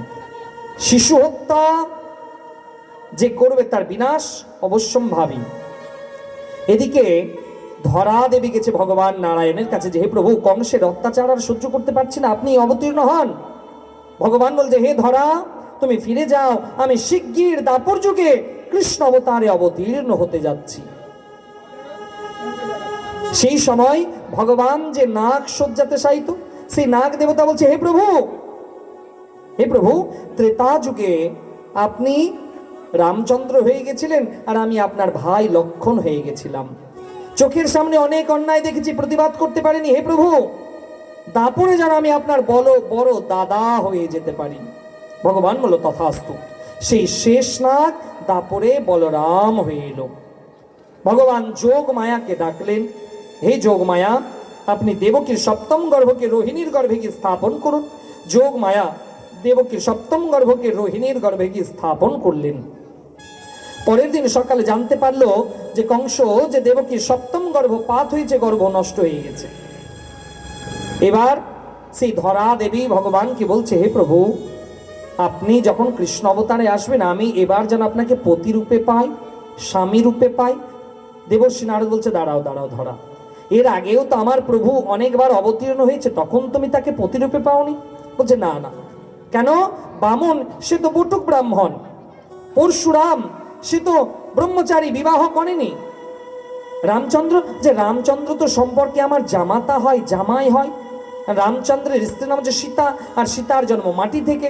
তো ধরার মেয়ে হলো সীতা, আর সীতার বর রামচন্দ্র জামাই। আমি প্রভুকে জামাই রূপে পেলাম, পতি রূপে পাইনি। আর হে প্রভু, দাপর যুগে যেন আমি তোমাকে পতি রূপে পাই। ভগবান বলল, তথাস্তু ধরা। এই ধরাই দাপরে সত্য ভামা হয়ে এসেছিল। ভগবান কৃষ্ণকে বিবাহ করেছিলেন। এবার ভগবান নারায়ণের কাছে গেছে 12টা মাস, বৈশাখ, জ্যৈষ্ঠ, আষাঢ়, শ্রাবণ, সবাই ভগবানের কাছে গেছে। বৈশাখ মাস বলছে, হে প্রভু, আপনি আমার মাসে জন্ম নিন। জ্যৈষ্ঠ বলছে, না না প্রভু, আপনি আমার মাসে জন্ম নিন। 12 মাস ভগবানের কাছে গেছে। ভগবান 12টা মাসের মধ্যে ভাদ্র মাসকে বেছে নিলেন। ভদ্র কথার অর্থ কল্যাণপ্রদ যে মাস, সেই মাসকে বেছে নিলেন ভগবান। আর আমাদের এই 12টা মাসের যে নাম হয়েছে মা, এটাও কিন্তু 27টা নক্ষত্রের নাম অনুযায়ী 12 মাসের নাম হয়েছে। বিশাখা নক্ষত্র থেকে বৈশাখ মাসের নাম হয়েছে, জ্যেষ্ঠা নক্ষত্র থেকে জ্যৈষ্ঠ মাসের নাম হয়েছে, উত্তরসারা নক্ষত্র থেকে আষাঢ় মাসের নাম হয়েছে, শ্রবণা নক্ষত্র থেকে শ্রাবণ মাসের নাম হয়েছে, ভদ্রা নক্ষত্র থেকে ভাদ্র মাসের নাম হয়েছে, অশ্বিনী নক্ষত্র থেকে আশ্বিন মাসের নাম হয়েছে, কৃত্তিকা নক্ষত্র থেকে কার্তিক মাসের নাম হয়েছে, মাঘ শীর্ষ যে অগ্রহায়ণ মাস সেটাও সেই মাঘ শীর্ষ নক্ষত্র থেকে অগ্রহায়ণ মাসের নাম হয়েছে, পুষ্যা নক্ষত্র থেকে পৌষ মাস, মোঘা নক্ষত্র থেকে মাঘ মাস, উত্তর ফাল্গুনি থেকে ফাল্গুন মাস, চিত্রা নক্ষত্র থেকে চৈত্র মাস। 12টা মাসের নামকরণও এই নক্ষত্র থেকেই হয়েছে। তো ভগবান ভাদ্র মাসকে বেছে নিলেন। এবার ভগবানের কাছে গেছে 15টা তিথি, প্রতিপদ, দ্বিতীয়া, তৃতীয়া, চতুর্থী, পঞ্চমী, সবাই গেছে ভগবানের কাছে। প্রতিপদ বলছে প্রভু তুমি আমার তিথিতে জন্ম নাও, দ্বিতীয়া বলছে না প্রভু তুমি আমার তিথিতে জন্ম নাও। 15 জন ভগবানের কাছে গেছে। ভগবান বলল দাঁড়াও দাঁড়াও দাঁড়াও। একদিক থেকে 7 জনকে ভগবান আলাদা করলো, আর শেষের দিক থেকে 7 জনকে ভগবান আলাদা করলো। মাঝখানে বেঁচে গেল অষ্টমী তিথি।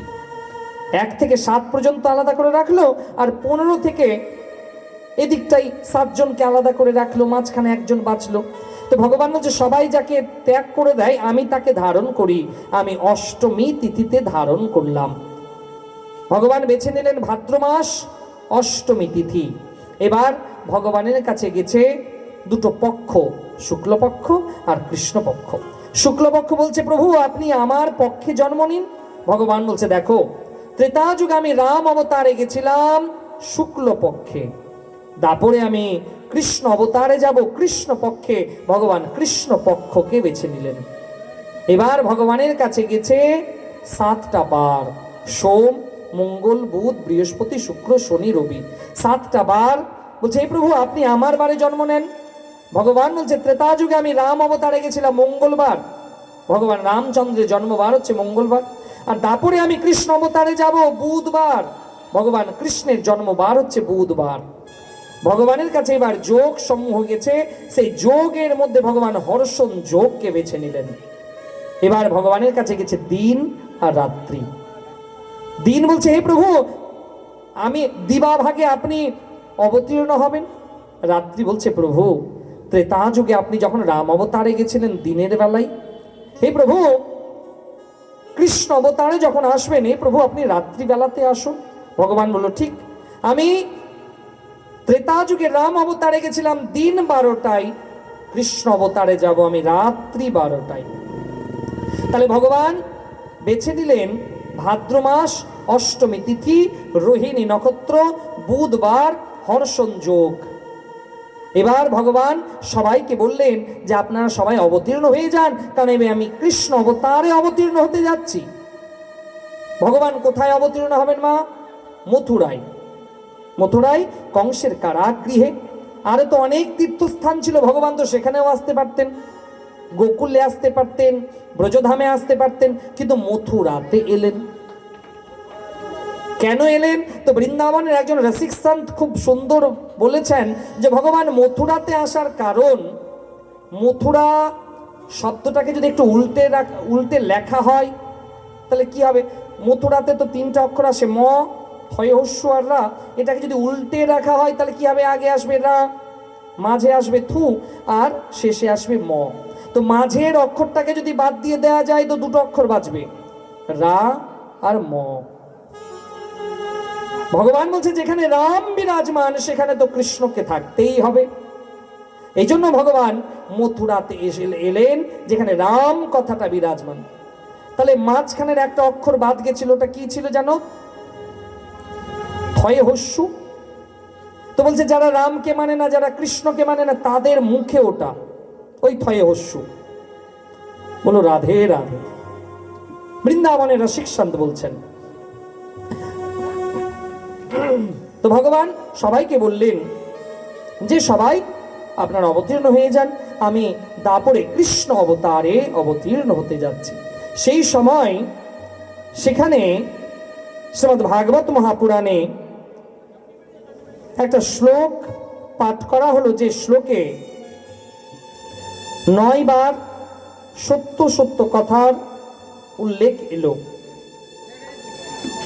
যে শ্লোকে 9 বার সত্য সত্য, শ্রীমদ্ ভাগবত মহাপুরাণে একটাই শ্লোক যে শ্লোকের মধ্যে 9 বার সত্য সত্য কথাটা বলা হয়েছে। সেই শ্লোক, সত্যব্রতং সত্যপরং ত্রিসত্যম সত্যস্য যোনিম নিহিতম চ সত্যে সত্যস্য সত্যামৃতম সত্যনেত্রম সত্যাত্মকং ত্বাং শরণং প্রপন্যাঃ। এই শ্লোকে 9 বার সত্য সত্য কথা বলা হলো, যে কারণ 9 হচ্ছে পূর্ণ সংখ্যা। 9 সংখ্যাকে কেউ কোনোদিন ভাঙতে পারেনি। প্রভু রামচন্দ্র নবমী তিথিতে এলেন, তো 9-এর ঘরে নামটা অনেকেরই জানা। 9-এর সংখ্যা পূর্ণ সংখ্যা। 9 2 18, 18টা কেমন করে লেখা হয়? 1-এর পিঠে 8, 1 আর 8 যদি যোগ করা হয় মা 9ই হবে। 3 9 27, 2-এর পিঠে 7, 2 আর 7 যোগ করুন 9ই হবে। 4 9 36, 3-এর পিঠে 6, 6 আর 3 যোগ করুন 9 হবে। এমনকি শেষে যে 9 9 81, 8-এর পিঠে 1, 8 আর 1 যোগ করুন 9 হবে। তাহলে 9 হচ্ছে পূর্ণ সংখ্যা। 9 সংখ্যাকে কেউ কোনোদিন ভাঙতে পারেনি। তো এই জন্য ঋষিমুনিরা 9 বার সত্য সত্য কথা বললেন। এবার ভগবান বললেন যে আমি এবার অবতীর্ণ হতে যাচ্ছি। ভাদ্র মাস এলো, মধ্যরাত্রি, অষ্টমী তিথি, রোহিণী নক্ষত্র, হর্ষণ যোগ, বুধবার। মধ্যরাত্রিতে সেই কংসের কারাগৃহে শঙ্খচক্র গদা পদ্মরূপ ধারণ করে ভগবান অবতীর্ণ হলেন। বসুদেব সেই চতুর্ভুজ রূপকে দর্শন করলেন, আর বসুদেব হাত জোর করে বলছে, হে প্রভু, আমি তো আপনাকে এই রূপে চাইনি, আমি তো আমার শিশু রূপে আপনাকে চেয়েছি হে প্রভু। ভগবান বললেন, হে বসুদেব, আমি আমার সত্তা আপনাকে দেখালাম, আমার পরিচয় কি। এই বলে ভগবান অন্তর্ধ্যান হলেন, আর সেখানে একটা ছোট্ট শিশু রূপে ভগবান উপস্থিত হলেন। আকাশবাণী হলো, হে বসুদেব, এই রাত্রেই যমুনা পার করে নন্দ ভবনে আপনার এই সন্তানকে রেখে আসুন। বসুদেব মনে মনে ভাবছে যে আমার সারা দেহ তো লোহার শিকল দিয়ে বাঁধা, আমি কেমন করে আমি সন্তানকে নিয়ে যাব, আর কংসের তো লৌহ কপাট, কেমন করে আমি এই লৌহ কপাট ভেদ করে যাব। আকাশবাণী হলো, হে বসুদেব, একবার যে কৃষ্ণকে স্পর্শ করে তাকে পৃথিবীর কোনো বাধা বেঁধে রাখতে পারে না। আর ভগবানের পথ, ভগবান একবার যে পথ দিয়ে যায়, কার ক্ষমতা আছে ভগবানের পথকে বেঁধে রাখবে? বসুদেব যেমনি ভগবানকে স্পর্শ করলেন, তার সমস্ত লোহার শিকল খুলে গেল তৎক্ষণাৎ। সেখানে একটা ছোট্ট ঝুড়ি, সেই ঝুড়িতে সদ্য সন্তানকে মাথায় করে নিলেন, আর যে পথ দিয়ে যায় কংসের এক একটা কপাটগুলো সব খুলতে থাকে। আসুন আমরা সবাই মিলে সেই সুন্দর ভগবানের যে মথুরা থেকে নন্দ ভবনে যাওয়ার যে সুন্দর দৃশ্য, সেটা ভজনের মাধ্যম দিয়ে শ্রবণ করি। বলো রাধে রাধে।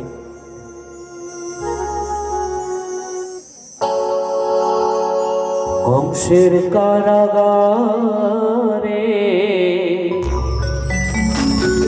মাদৈ ভঙ্গির উদরে জন্ম নিল ভগবান। বলো হরে কৃষ্ণ হরে রাম, বলো হরে কৃষ্ণ হরে রাম।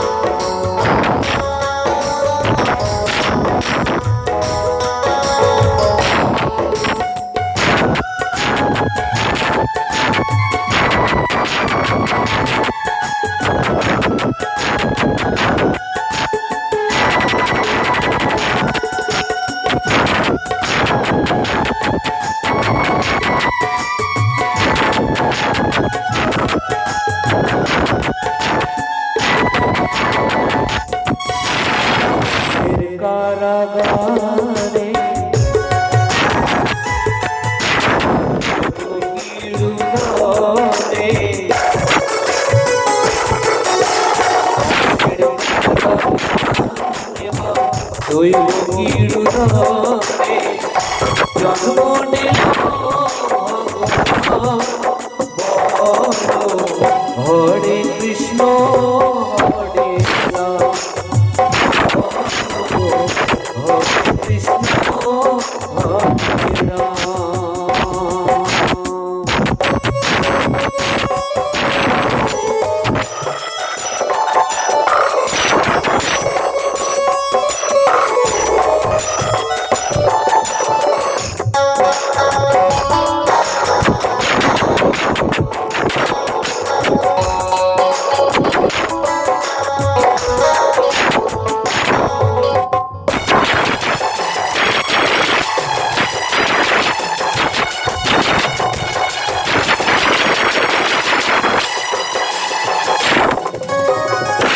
বাসুদেব লয়ে যায় মাথার উপরে, যমুনা পার হয়ে মা যশোদার ঘরে।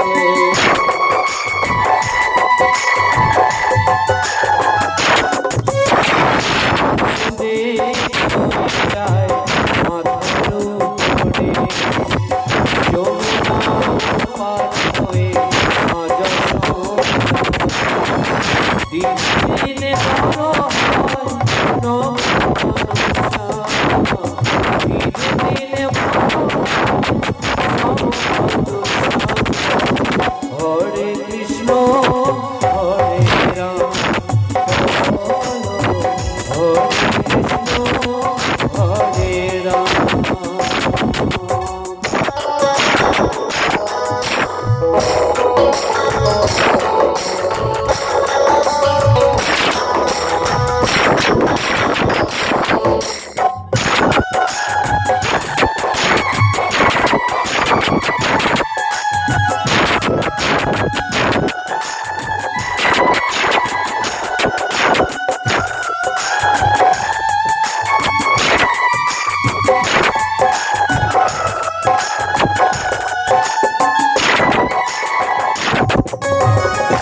ভগবানের কেমন লীলা যুগের অবতার, আপনি ভুলে যায়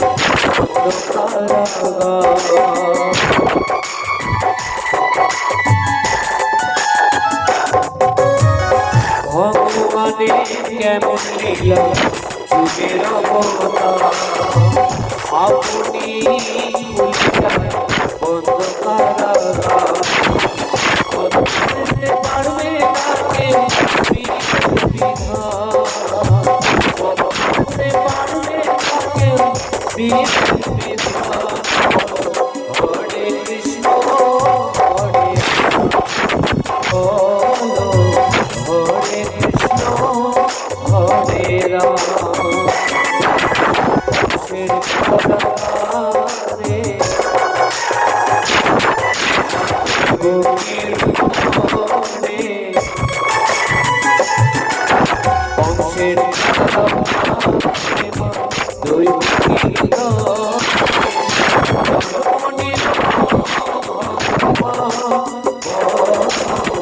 হরে কৃষ্ণ হরে হরে কৃষ্ণ হরে রাম, হরে কৃষ্ণ হরে রাম। বলি কৃষ্ণচন্দ্র ভগবান কি। এবার সেই রাত্রিতেই যমুনা পার করে বসুদেব নিয়ে গেলেন নন্দভবনে। ওদিকে মা যশোদার কন্যা সন্তানকে সেই রাত্রিতেই কংসের কারাগৃহে নিয়ে এলেন। সকালবেলা জানতে পারল কংস যে দেবকীর অষ্টম গর্ভের সন্তান কোনো পুত্র সন্তান নয়, কন্যা সন্তান হয়েছে। কংস ছুটল, জোর করে দেবকীর কোল থেকে সেই কন্যা সন্তানকে কেড়ে নিয়ে পাথরে ছুঁড়ে হত্যা করার জন্য উদ্যত হলো। সেই কন্যা সন্তান মধ্য আকাশে বিরাজমান হলো অষ্টভুজ রূপ ধারণ করে, যোগ মায়া, আর বললেন তোমারে বধিবে যে গোকুলে বাড়িতেছে সে, তোমারে বধিবে যে গোকুলে বাড়িতেছে সে, তোমার প্রাণহন্তা অবতীর্ণ হয়ে গেছে। এই বলে সেই যোগ মায়া বিন্ধ্যাচলে চলে গেলেন। আজও বিন্ধ্যাচলে বিন্দু বাসিনী রূপে মা পূজিতা। এদিকে কংস জানতে পারলো যে তার কাল অবতীর্ণ হয়েছে। পরে সেই জায়গায় নন্দভবনে দলে দলে সবাই এলো যে নন্দ বাবা বুড়ো বয়সে একটা নয় দুটো সন্তানের পিতা হয়েছে। সবাই আনন্দে মঙ্গল গীত গাইতে লাগলো। সেই গোকুলের সবাই এলো, মা যশোদার কাছে গেল। মা যশোদা তাদেরকে যশ দান করলেন। যশোদা দাতি ইতি যশোদা, যিনি যশ প্রদান করেন। অনেক সোনা দানা সেই নগরের সমস্ত গোপ গোপিনীদেরকে দিতে লাগলেন, আর তারা মঙ্গল গীত গাইতে লাগলো, যেটাকে নন্দ উৎসব বলা হয়। আজকে এখানে নন্দ উৎসবেই কথাকে বিরাম দেয়া হবে। তো সেই দলে দলে গোপিনীরা এলো নন্দ ভবনে। দধি দুগ্ধের মধ্যে গড়াগড়ি খায়। দই নিয়ে কারো কপালে কেউ তিলক কেটে দেয়, সেই দই নিয়ে কেউ কারো গালে লাগায়। এই রকম করে সবাই দধি মঙ্গল করতে লাগলো আর গড়াগড়ি দিতে লাগলো। তো আসুন আমরা সবাই মিলে সেই নন্দ উৎসবে সামিল হয়। আর এই নন্দ উৎসবেই আজকে কথাকে বিরাম দেব। আরতি করে তারপরে ভাগবত কথা বিরাম হবে। তো সবাই মিলে এবার আমরা নন্দ উৎসবের দিকে অগ্রসর হয়।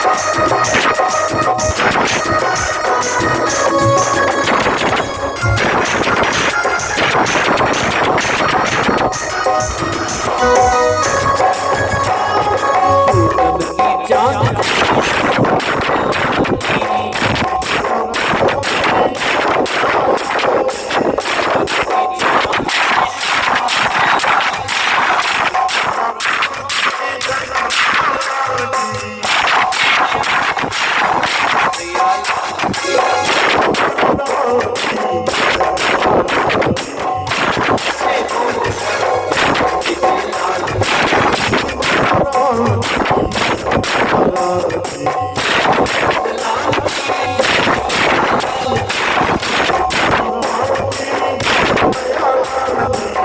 गोविंद नाम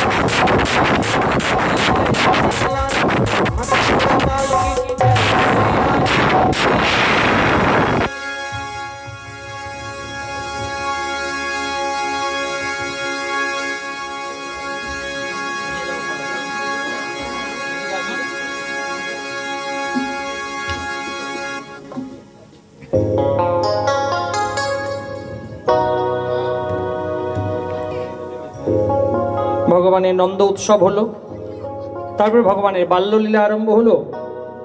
গোকুল থেকে বৃন্দাবনে গেলেন, বৃন্দাবনে গোচারণ লীলা আরম্ভ হলো। সে বৃন্দাবনে 11 বছর 56 দিন থাকলেন।